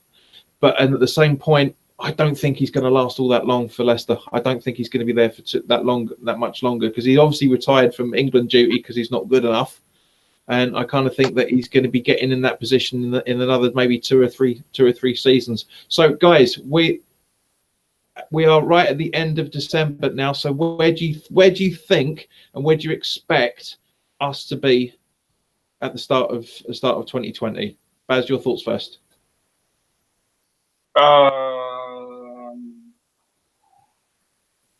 Between 8th and 11th is where I want. If we're 11th, I'm not majorly disappointed. Now, I said last year, for me, it's about progression every year now. And progression last year was to avoid being in a relegation battle after Christmas. Now, if you win it the first 5 or 6 games, it might mean nothing. It's nothing. It's irrelevant.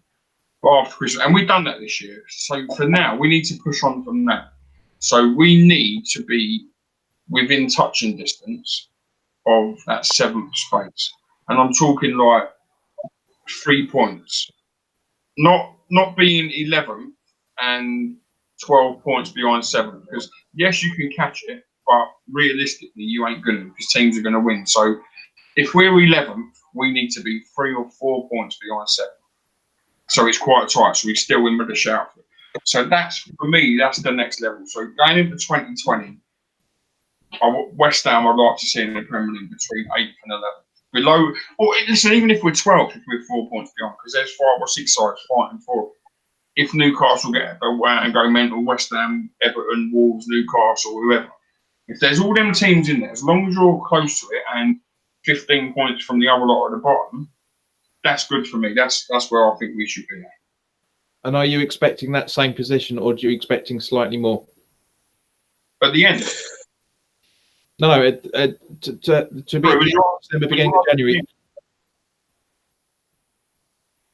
You what, mate? Was you asking me then, or AJ? Sorry. No, you. I mean, because I asked you where you think we're going to end up, but where are you expecting us to end up in January? Is that going to be slightly different, or is it still going to be the same? No, I think we will. I think we'll be between 8th and 11th. That's where I think we'll be.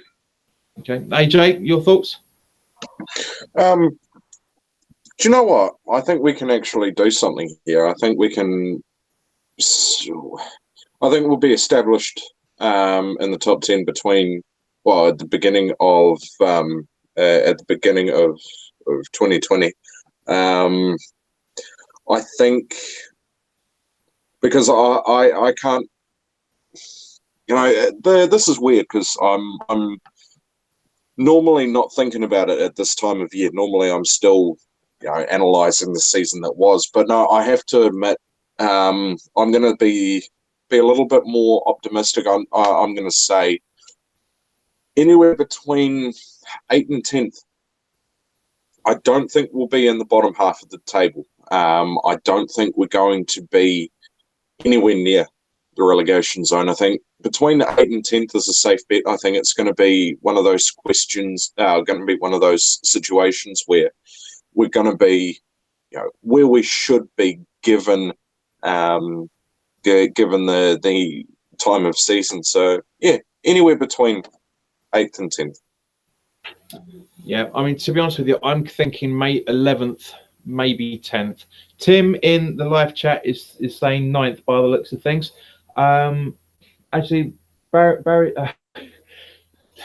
Darren, we'll ask that question later on in the video, mate. We're trying to keep it to the fixtures at this stage, but I will definitely ask these two the question you've put in the live chat. So on the 1st of January, we are playing Bournemouth at home. AJ, your thoughts on that fixture? Do you know what? I think I might get me a punnet of cherries for that one. Mate, come on. Easy. That is a bad dad joke. That is a bad dad joke. No.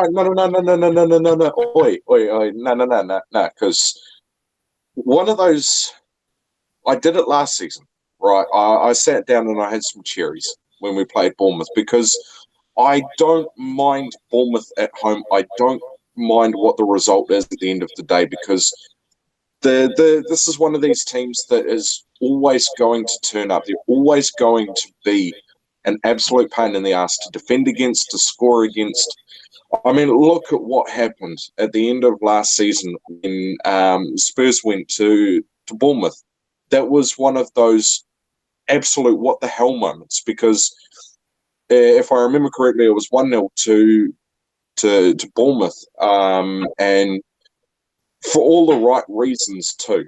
But no, I think a game against Bournemouth at home, me with some cherries at 4 o'clock in the morning. Yeah, I'll have that. I'll take a win, preferably, but I'll settle for a draw. Baz, your thoughts on that? Tough game, mate. They're not easy. I'd like to think you beat Bournemouth at home. And again, like I said earlier, Bournemouth fans will probably be thinking they beat West Ham at home. So, it's a game that, for me, I'd like to think we'll win and we could win. So anything less than a draw is a real disappointment. So, yeah, I'll go for a home win. Yeah, to be honest with you, I would agree with you on that one, mate. I really want us to get a victory over Bournemouth. It's been a while since we've done it. I mean, that awful January fixture where we were winning, then we were losing, then we came back to the 3-3 draw, if I remember correctly, in January. I think it was January a couple of years back. So I just want us to get. That was Boxing Day. It was Boxing Day, right? Okay, yeah, I know it was time. Now, but as I say, I want 3 points out of this. I really, really do want 3 points. Now, as we may have seen over the summer, it's been reiterated now that there's a winter break in January where 2 lots of 10 games are going to be spread over 2 weeks. And our next fixture is 10 days later on the 11th of January away to Sheffield. So, Sheffield United. So, Baz, your thoughts on that? Get your masks out, son. Knew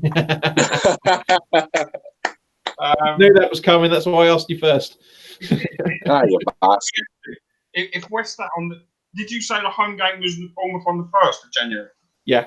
In that programme, they have to give away a free mask. Got to do it. Just add it in there. And every fan, listen, they'd be daft. West Ham need to think. Every fan who goes will buy a programme. They're going to get good marketing ploy. It's a good marketing ploy. Every money. Get on it. Put inside in a little carry bag of free Carlos Tevez masks. Every West Ham fan turn up there that day wearing their mask, right? Just rub it in their faces and laugh. That's all. Listen, you can get beaten 5-0. Wear them masks and just sing for 90 minutes. There's only one Carlos Tevez. Get that down, you gizzard. AJ, don't anyone tweet West Ham saying about my business book because I might sell them after the day before when they don't. If you do, we'll put a link in the description on the preview, mate. AJ, your thoughts on this? how can I follow Baz with that? I mean, seriously, no, as long as everyone in that away end is wearing a Carlos Tevez mask, I don't give a flying monkey what the final score is. I just want to see that away end full of Carlos Tevez masks. It's going to happen. You know it's going to happen. It'd be absolutely brilliant. So the next fixture we've got on the 18th of January is at home to Everton. So, AJ, your thoughts on that?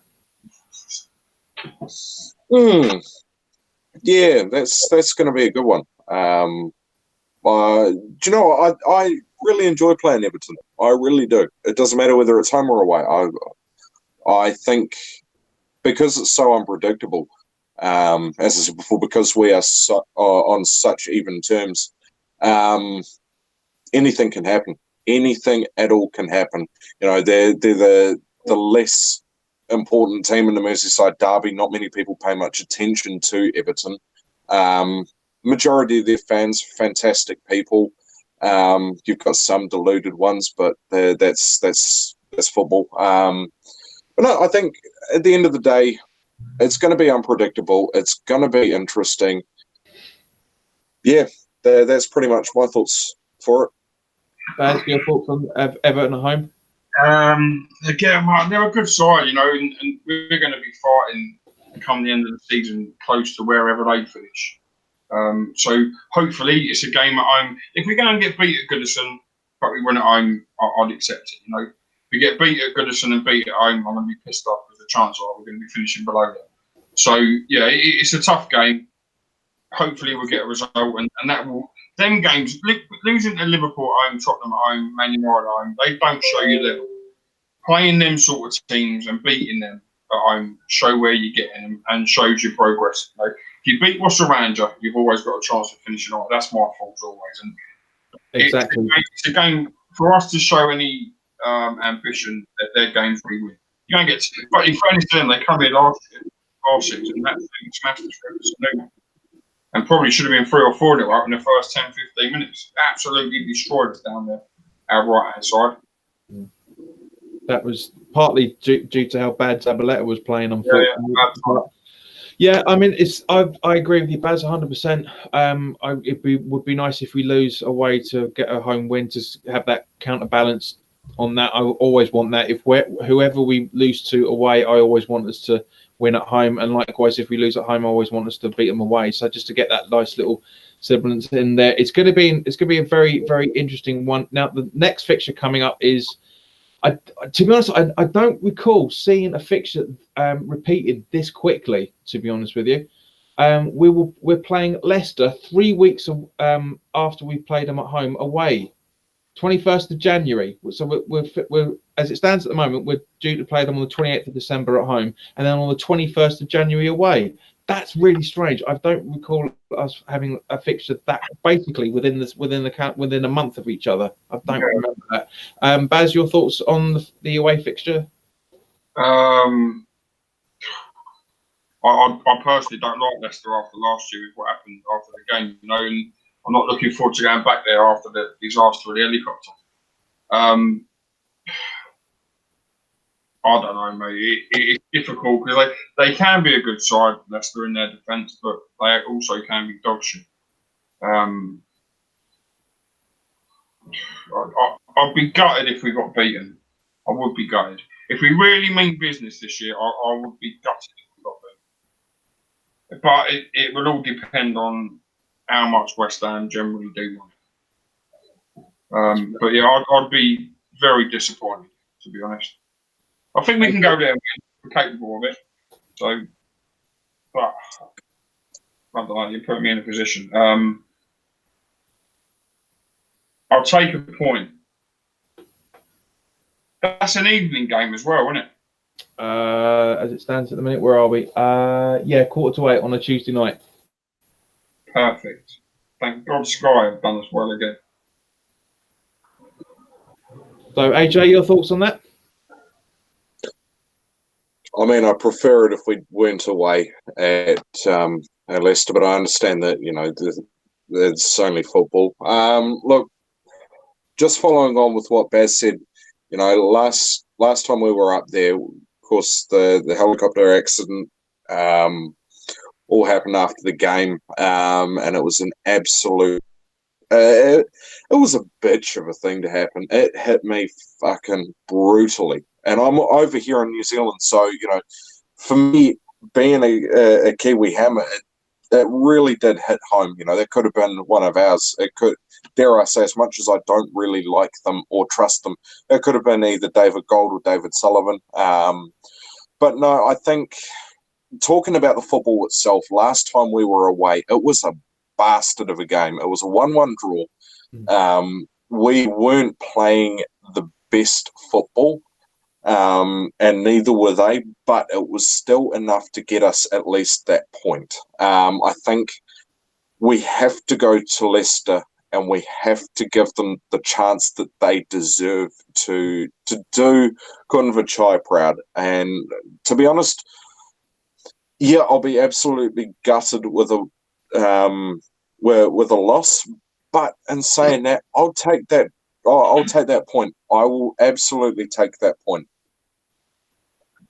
I agree 100% with you, mate. It would be nice to get a point out of them. They do play quite dirty a lot of the time, but it's just that their fans, for example, I hate their fans. They're very up until that horrible crash. I mean, it's seeing that video of what happened is never going to leave me. It really is never going to leave me. I drove that game, and I drove Declan Rice home after.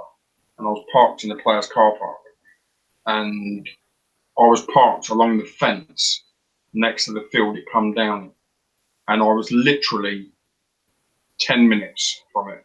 And the only reason I moved, Declan was meeting me there, but he called me up and he said, "Baz, where you at?" Blah blah blah. And I told him. He said, "Come round. I'm just coming off the coach now." So I drove round to the team coach. If not, I probably would have been parked there the time that come down, but because I moved, I don't know if you know Leicester's ground. There's a Holiday Inn just on the corner outside. I literally just turned left there, and all of a sudden, sirens were going mental. People on their phones. But I was driving. Obviously, I think Declan said, "Shit, have you seen this?" And said out what was coming out on Twitter about saying it landed, and then obviously the news broke. So it was vile, absolutely vile. And I've got to be honest with you, going back to the collecting with Isla.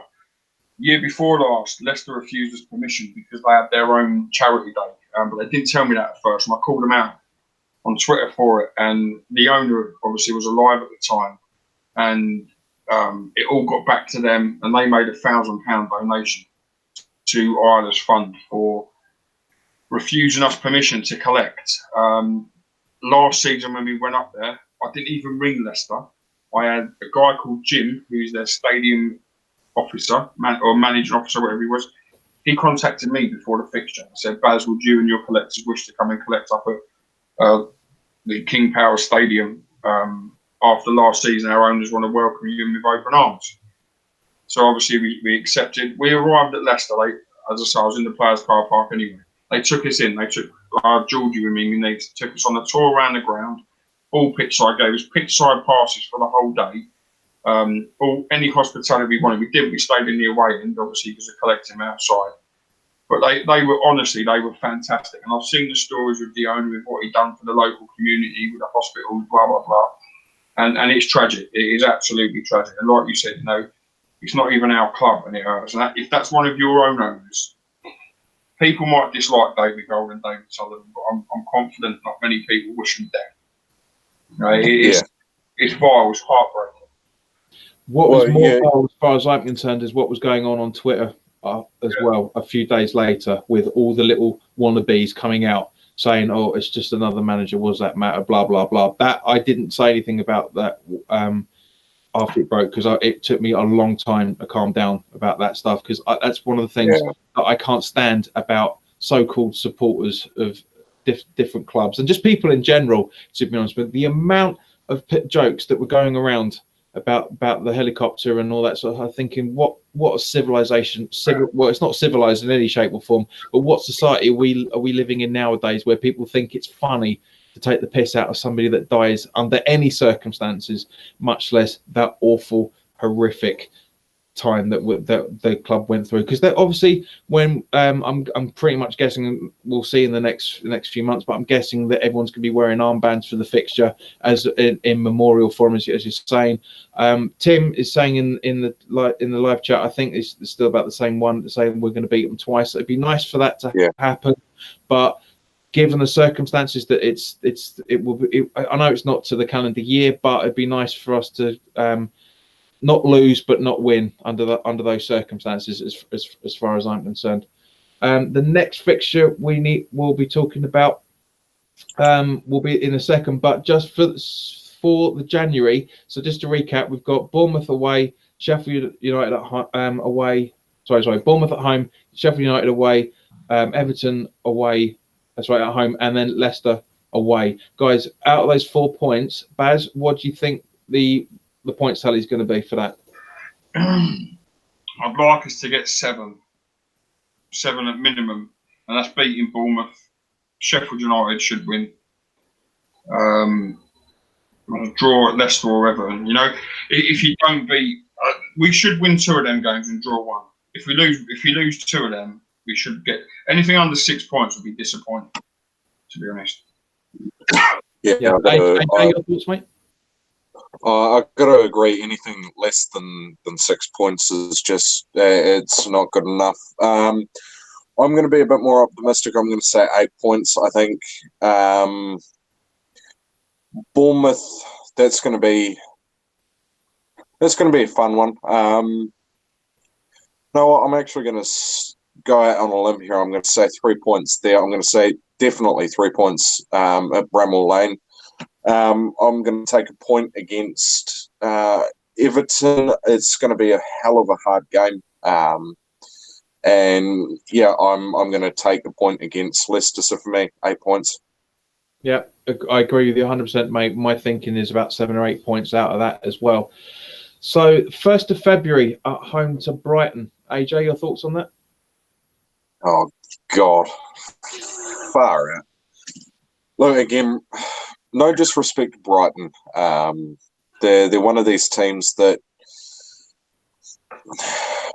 they're good when they're at home. They're a bitch to play when they're on the road. City battering them 4-1 at the end of the season, that really had to hurt for them. But I think, because I think the 1st of February is going to be the first time we play them all season. So, I'd like to see us get a bit of a cushion so that we can take the inevitable defeat, because you just know Knockout's going to pick up a goal or 2 against us, and I don't think we're going to perform against Brighton. For me, they're one of these teams that it can. Yeah, I don't think we're going to pick up points against Brighton. I want to be proven wrong. I really do, but I've got to go with what my heart's saying. And at the moment, fellas, it's not looking good. I'm going to say Brighton are going to pip us to the post. I'm not going to predict a high-flying game. I think it's just going to be your cheap and nasty 1-0 or 2-1, but no, I don't think we've got this one. I think it'll be a loss for us. Baz, your thoughts on the game? I think we're going to smash them 7-0. You're fucking having one. I'll take whatever you're smoking. I will take whatever you're smoking. In fact, no, better.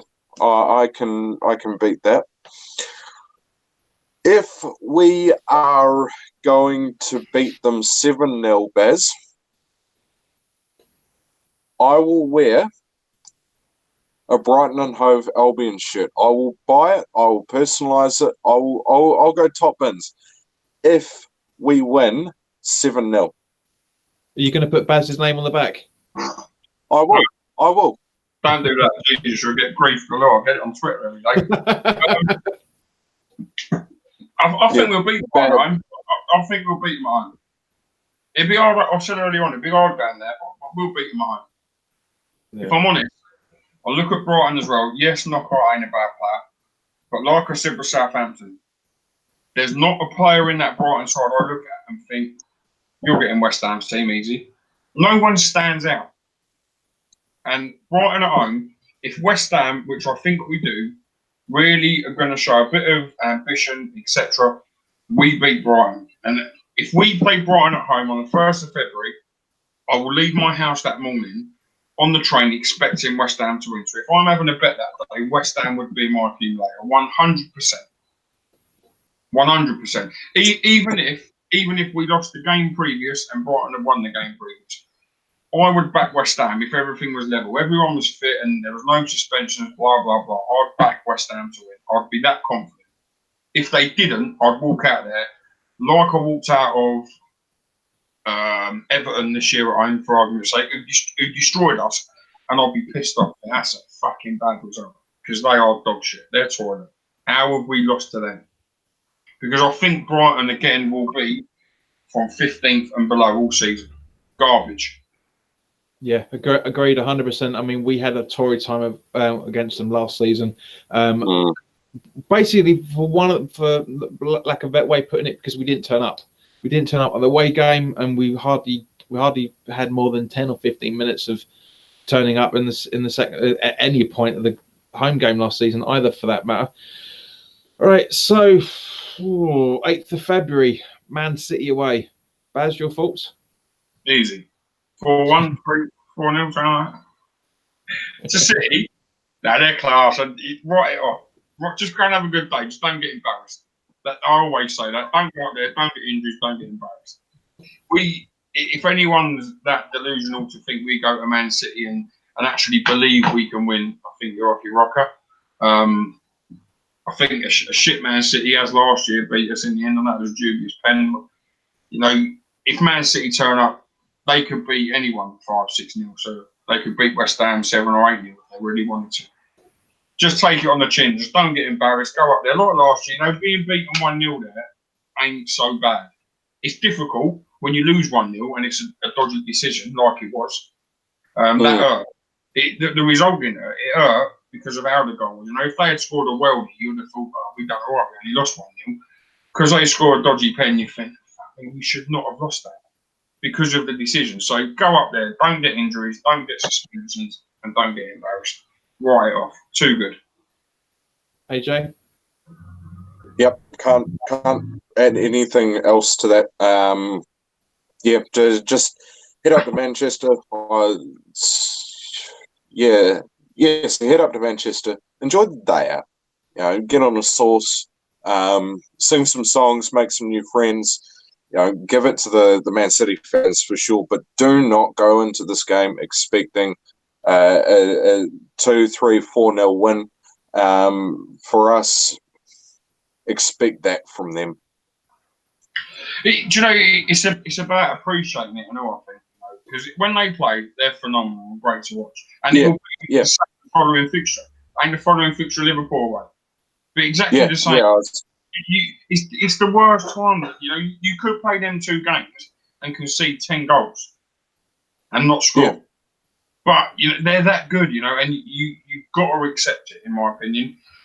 Unless you are Liverpool travelling to Man City, who have a chance of winning, or you are Man City travelling to Liverpool and have a chance, just take it on the chin. You've got to accept defeat in there. Bit like, without being rude, who's probably the worst club in the Premier League. Let's use last year Huddersfield. When we played Huddersfield last year, we expected to beat them home and away, and that's how we should feel when we play the teams at the top of the league. No, because we should expect to lose to them because we're miles behind them, in my opinion. Yeah, no, agreed 100%. For Man City, it's a bonus game, as a lot of people like to call these sort of fixtures. So it's guys, you're absolutely right. Just for those that are going up to the game, just enjoy it. Just have a party like we normally do when we go to teams we know we're not going to get anything from. If we do get a point out of that, I'll be very, very happy. Very, very happy. But as long as we play well and we get beaten 4-0, guys, I'm sure you agree with me on this, then as long as we're playing well and giving them a bit of a fight and still getting battered, then it's no problem. At the end of the day, it's a bonus game. It's a no-win, sorry, it's no lose situation really from one point of view. And obviously, as you said, as you touched on, Baz, yeah, we've got Liverpool away the next the next week or so after that as well. So, AJ, your thoughts on Liverpool away?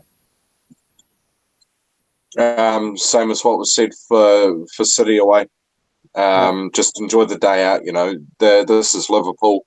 They are miles ahead of us. The amount of talent, the amount of class that team is producing week in, week out is just breathtaking.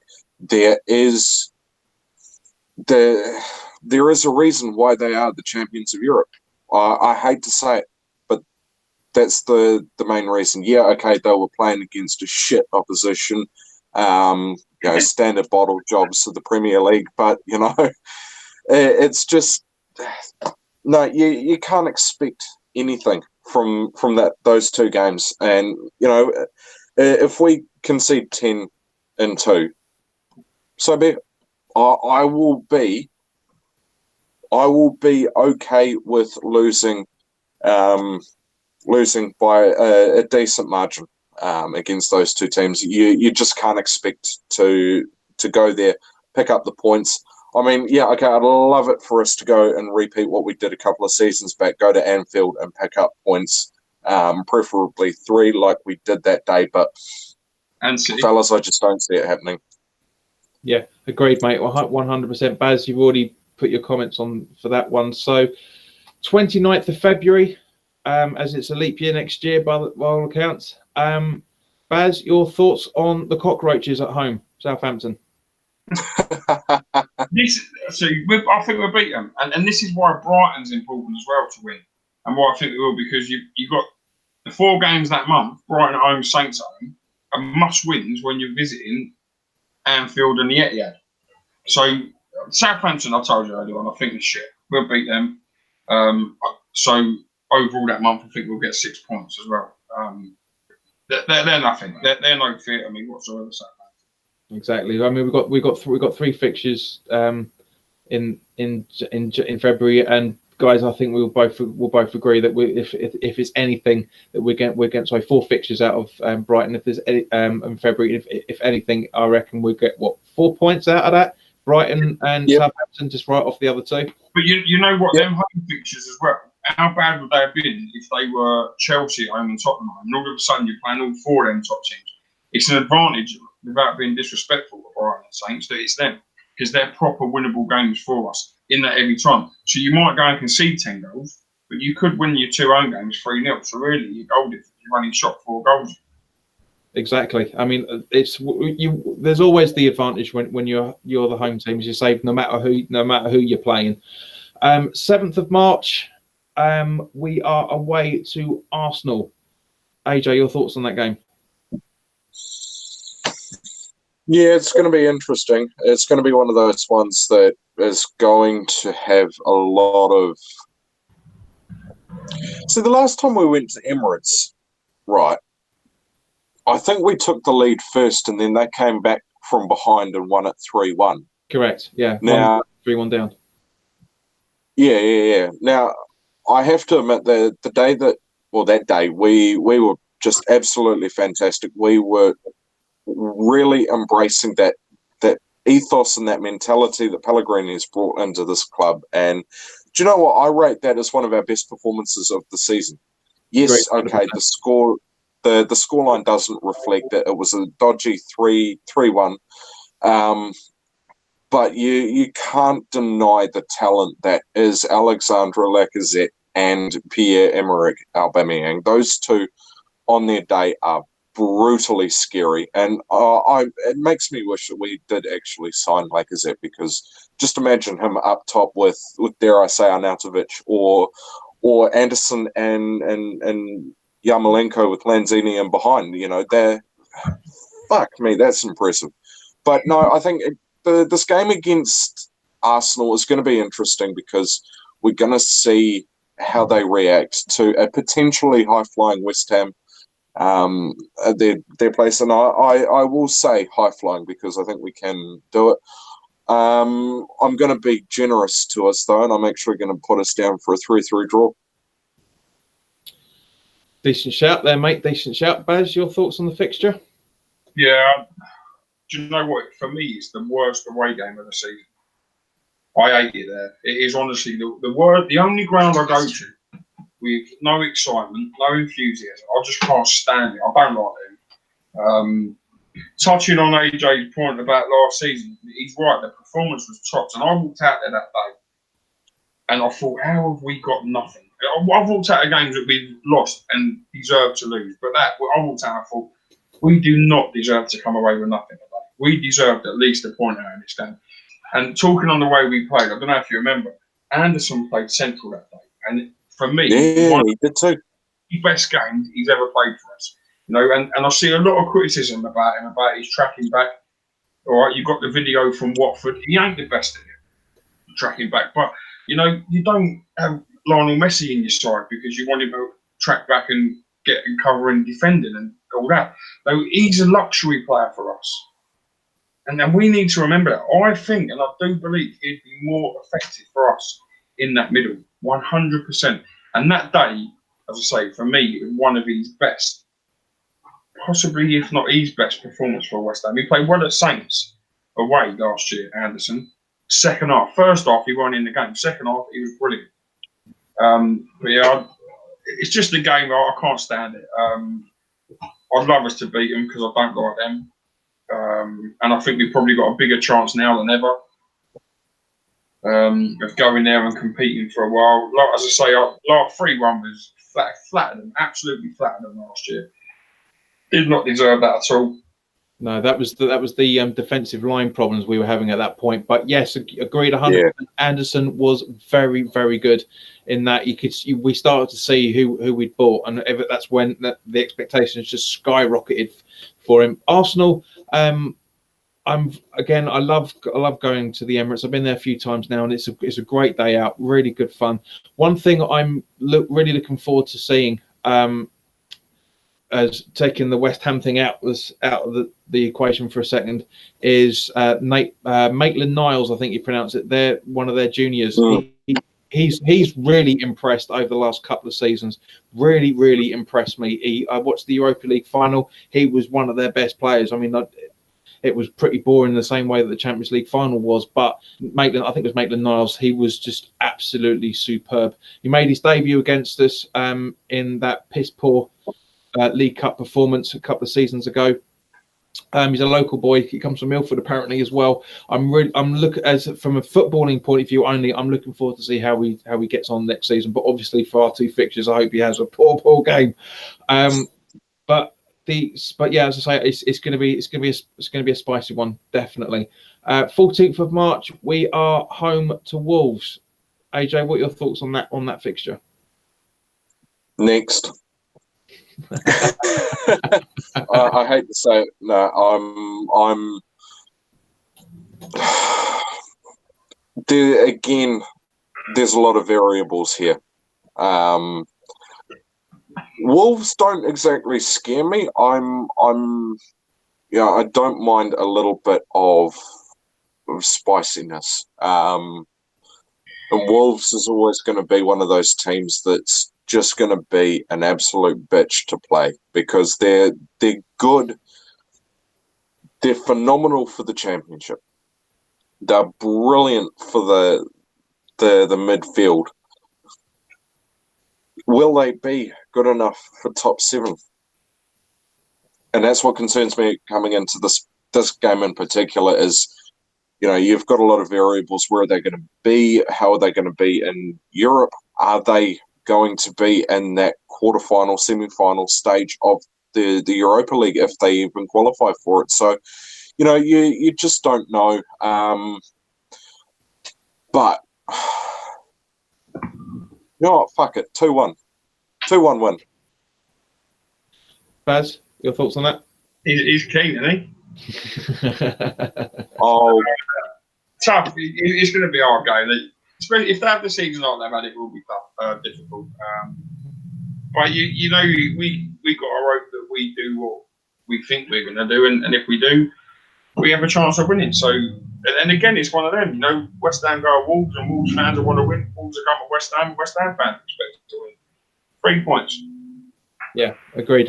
I would absolutely love that. And the last game of March, is, can we make this 2-2 for Spurs away? Baz, your thoughts? No. I don't think so, mate, if I'm honest. If we do, obviously it'd be amazing, but I didn't expect us to win there last year. I always hope we do. I always hope we get something out of the game, but do I think we will? Not if I'm honest. As I said, the top three in the league, they're just, for me, they're too good, especially on their day, and you can ride it off. And I don't think it's not like going to Etihad or Anfield and thinking how many, but I wouldn't go to Tottenham thinking we're going to win. I'll go hoping, or don't get me wrong, I'll be hoping more as much as everybody else, but I don't think we'll go there thinking we'll win. I did last year because of the circumstances, with it being no side had scored there, no side had won there. We was the first team from London to go there. So it added up, and everything, like the jigsaw was fit for us to do it. But next year is different. You know, there'll be other teams there who probably win before us next season, or before we go there next season. So it won't make no difference. Not for me. I don't think we'll win that fixture, if I'm honest. AJ, your thoughts? Yeah, I've really got a bit of a dilemma about this one. Do I get up and watch it, or do I just sleep through knowing that West Ham are going to breeze past Spurs? I'm sorry, Baz. I see your point. I see that, you know, you're a little bit cautious about it, and you have raised a couple of really good points there. But no, I think me being the inner asshole that I am, I've got to say, no, Spurs don't stand a chance. We've gone there once before, and we picked up an unexpected result. I'd love it for us to absolutely go there again and just do it all over again. 2 from 2. Yes, please. Wham, bam. Thank you, ma'am. That's me sorted. Next.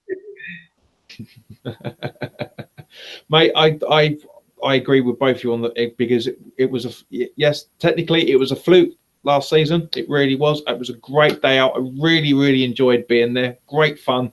Got a quick chance to talk to Dave Walker, but I couldn't say anything because I was just, my mouth was just not in kilter with my brain. I was so happy with the result. It was just like I just wasn't able to talk to him at all. I couldn't even try to go onto the fan cams with Nikki on West Ham Fan TV, but all the problems that happened at that fixture as well, unfortunately, that those little gits mouthing off, and it was just stupid. And anyway, that's for another time. I'll probably talk about that when I do the preview of this fixture. But for me, yes, it's going to be. I want it to be 2-2. Of course, we all want it to be 2-2. Is it going to be likely? I'm not sure. I personally do think it's going to be a fluke. There was more, like you said, Baz. There was more things set up in the jigsaw for it to go in our favour than then.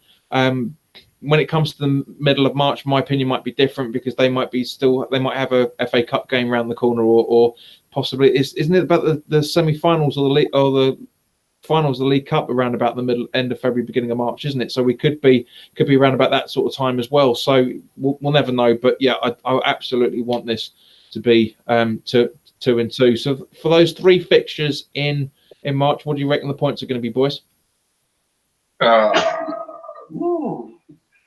Difficult. Some tough game, isn't there? If we can get 4 points, I'll be over the moon. 3 points will be all right. But 4 I'll be happy with. AJ? 3 points, take your pick. My instincts are saying 2 or 3 points. So yeah, I reckon we'll either, because we won't go unbeaten. That's for sure. I reckon we could probably get maybe a point at Arsenal and a draw with and win with Wolves, or vice versa. It's a bit difficult to call, really. 4th of April at home to Chelsea. AJ, your thoughts on that?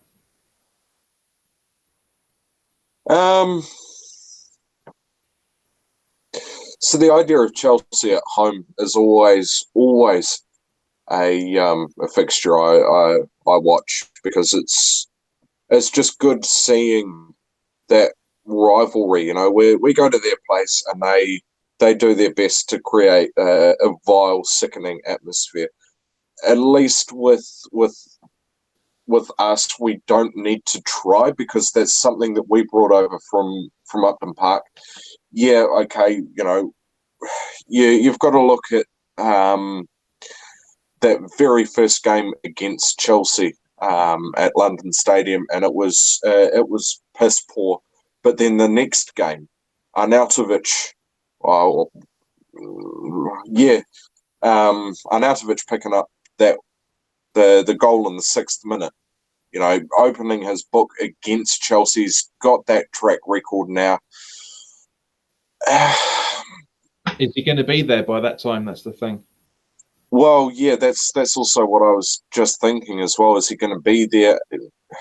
Pellegrini loves a game against Chelsea. We saw that when he was with Man City. Mourinho absolutely hated playing against Pellegrini's Man City, where there's plenty of proof of that. But I think at this present point in time, looking ahead to this game, yeah, could be an underdog win. I'd absolutely love it if we did win it. Yeah, I'd say it's feasible. Baz, your thoughts on it? I think we can beat them at home. I think Chelsea will have a right bang average season, if I'm honest. I think losing Hazard and not being able to replace him is going to be... I know they got Ruben Loftus-Cheek, but it's no Hazard. And Hazard is pretty much irreplaceable anyway, if I'm honest. But they ain't going to have enough to be able to buy strength in depth. And unless they've got some great kids that no one knows about and called back all these loan signings, then I think they'll have a bang on average season. Yeah, agreed, mate. This for me, I'm just thinking 3 points. I really think 3 points on this. It's just, it's like you say. I reckon they're going to start petering out towards the end of the season. So I'm guessing this is because normally when teams like that start petering out, we start to get really good performances. So yeah, I honestly think it's going to be a win for us. 11th of April, Newcastle away. Over to you, AJ. Again, another one of the fixtures I highlight. When we won 3-0 up there, it was absolutely fantastic. We were just the Chicharito brace and Anderson just finishing it off in extra time. It really did prove to a lot of doubters that we can go away to places like St James's Park and absolutely boss the game from start to finish. Now, I enjoyed the bragging rights that came from that game, just with the rivalry I've got with my grandfather. The bragging rights was fantastic, and the fact that game in particular kicked off, I think it was like 4 games unbeaten, the longest stretch unbeaten last season. That was fantastic. Can we go up there and win again? Yeah, absolutely. We've done it once before. We've done it again, but the problem with Newcastle is we don't even know if Ashley's going to be there. We don't even know if Benitez is going to go there, because, of course, if you believe the shitty pond scum journalism that is mainstream media, Jose Mourinho's also very much interested in heading up to St James's Park, as if Ashley's going to pay his extravagant wages. But stranger things have happened. I mean, at one point, Leicester did win the Premier League. You just don't know. I think we are going to go up there, and I think we are going to win it, though. And it's going to be exciting to see. Absolutely. Baz, your thoughts on it, mate?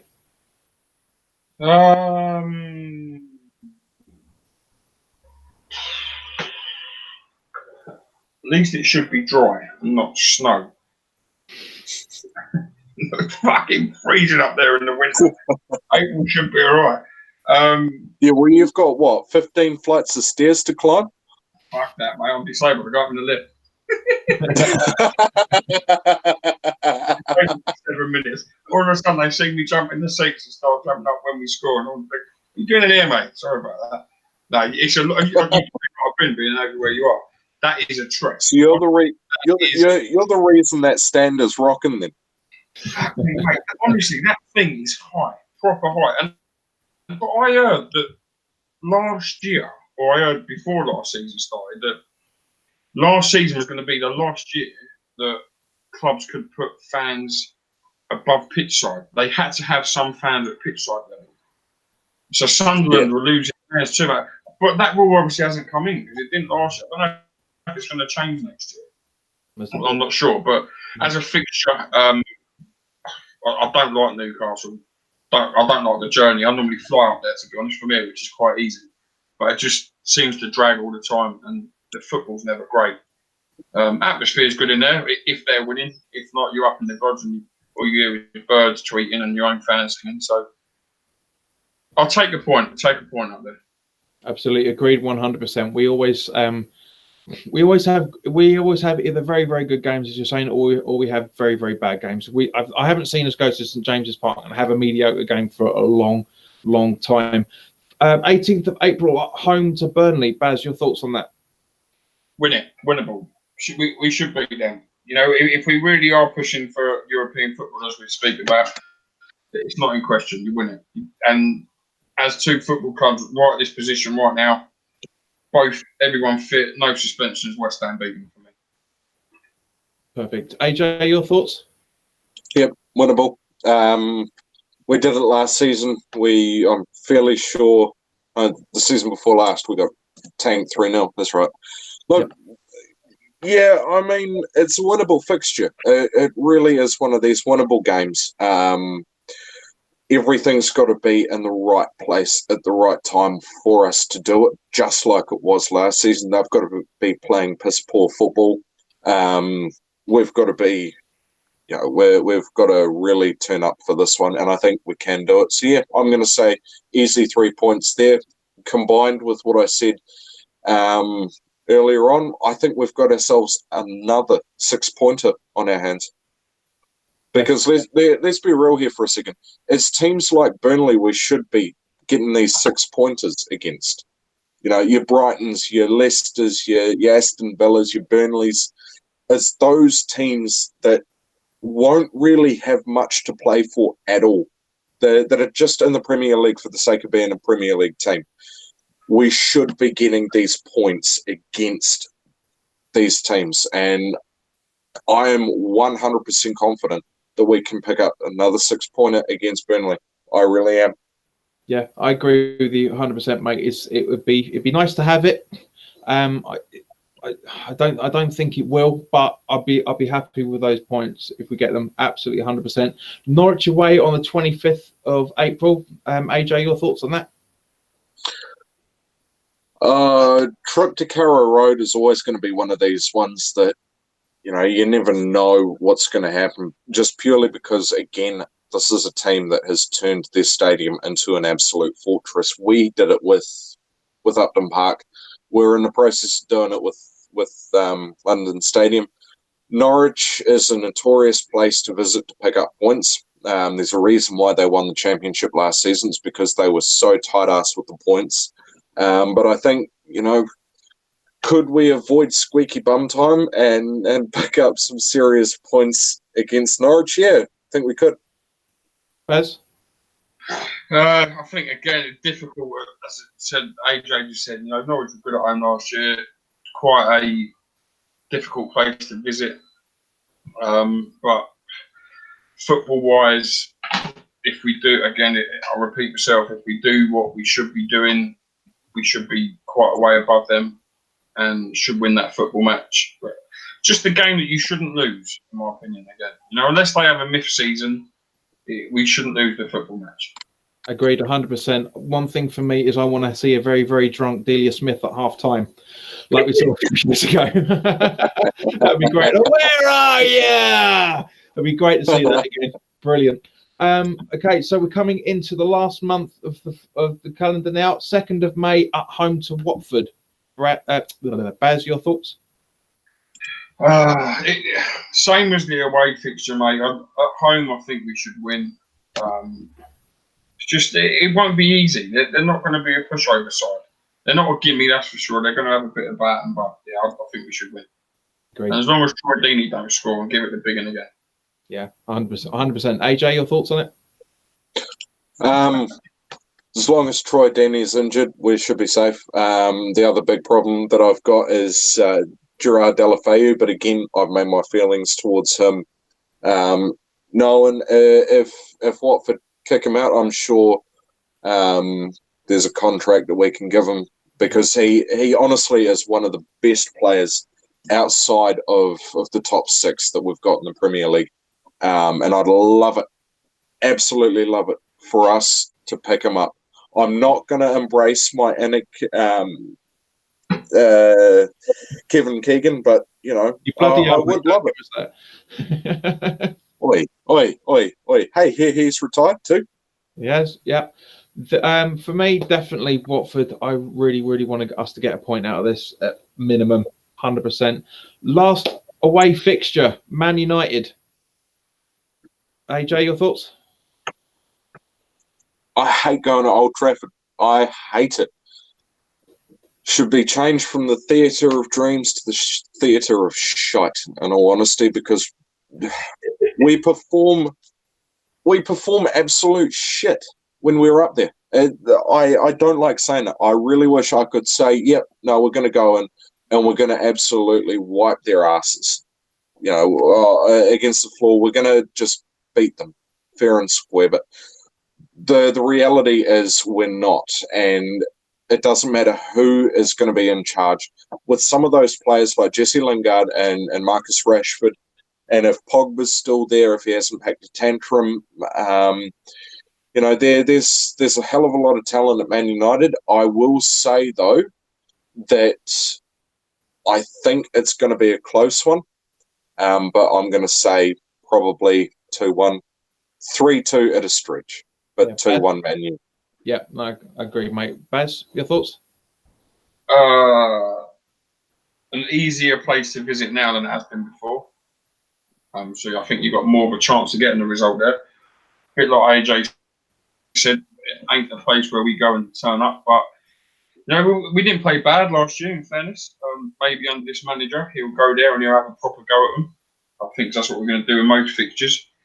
So I wouldn't write it off. If you lose, it ain't a major disappointment. We lost to Man United. And let's not remember, it's going to be their last home game of the season as well. So their fans are going to be right up for it. Their players will, they want to try and send the fans off happy, blah, blah, blah. But anything out of the game for me is a bonus. Agreed 100%. I'm not looking forward to that weekend, because that's the weekend I'm 40.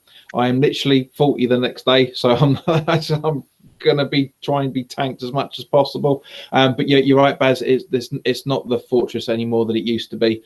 And finally, the last game of the season at home to Villa. Baz, your thoughts? We are those bastards in claret and blue. Not them. Last time, again, like I just said with Man United, I think they're going to want to, like they want to send their fans off. West Ham, again, will want to send ours off. And I think it's a winnable fixture, and I think it will be a fixture we win. I don't think it'll be a fixture we'll win that will send Villa down, but I think it could be a fixture we win to push us into, if not very, very much on the fringe, just miss out of European football. Yeah, that's the question I was going to ask you. Is now we've gone through the entire lot of the fixtures, where do you reckon, knowing the teams that we're going to play, where do you think we're going to end up? Between 7th and 10th. That's my gut. I think we've got to be at our best all year to be 7th. If we have a bang average season, I think we'll be 10th. And AJ, same two questions to you. Your thoughts on the fixture and where we're going to finish? Well, last time we had Villa at our place, they started singing "Stick Your Bubbles Up Your Ass." Well, how about you hand us back the claret and blue shirts, you evil pricks? No, I think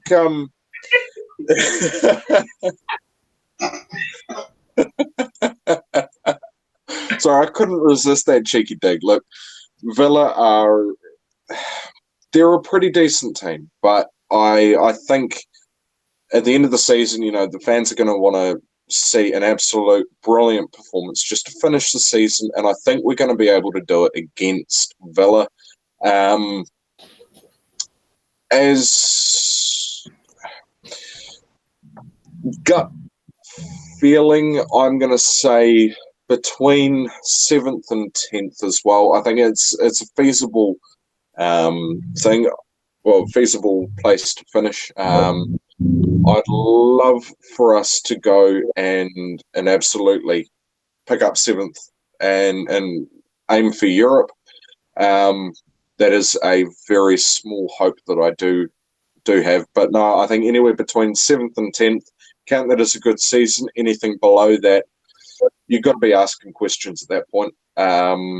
So, yeah, that's pretty much my thoughts. I think we can have a fantastic season. But as Barry said, you've got to be at your best all season. We've got to have distractions to a minimum, injuries to a minimum. And given that Mr. Sicknote is no longer at our beloved West Ham United, I think we can actually, get some brilliant performances, some absolute fantastic days of just brilliant football. Yeah, I agree, mate. It's going to be an interesting one. That this game, I reckon, will get a point. I reckon just to be nice, just to have a round off. All three will be fantastic, but for me, it's this has got a point written all over it. And for me, guys, I can't disagree with you in any shape or form. I reckon maybe I'd say the highest 8th, lowest 9th. I reckon this time. I said at the start that literally when the transfer window finished last season, I said we'll finish no higher than 10th, and I was just about right with that. So, guys, thank you very much for your time, and especially to everybody that's been watching the stream the entire length. I didn't realise it was going to take us over 2 hours to almost 2.5 hours to discuss. But we've gone through everything. You guys are going to make my jobs for doing the preview so much easier, because we've gone into quite good depth about each and every one of them. But it has literally been the longest video this channel has ever seen. So Baz, every time you both of you for that matter, every time you guys come on, you're breaking records every time. So thank you, mate. Thanks for having me on. No, you're more than welcome, guys. As I say, you guys are more welcome in this channel anytime you want to talk about stuff. So, guys, thank you very much for your time. If you're new around here and you like what we're doing, then by all means, please click the subscribe button and hit the notification bell to get notification of when the next videos are going up. As always, put your comments in the comment section below if you're watching this replay. And but again, there's only one Carlos Tevez.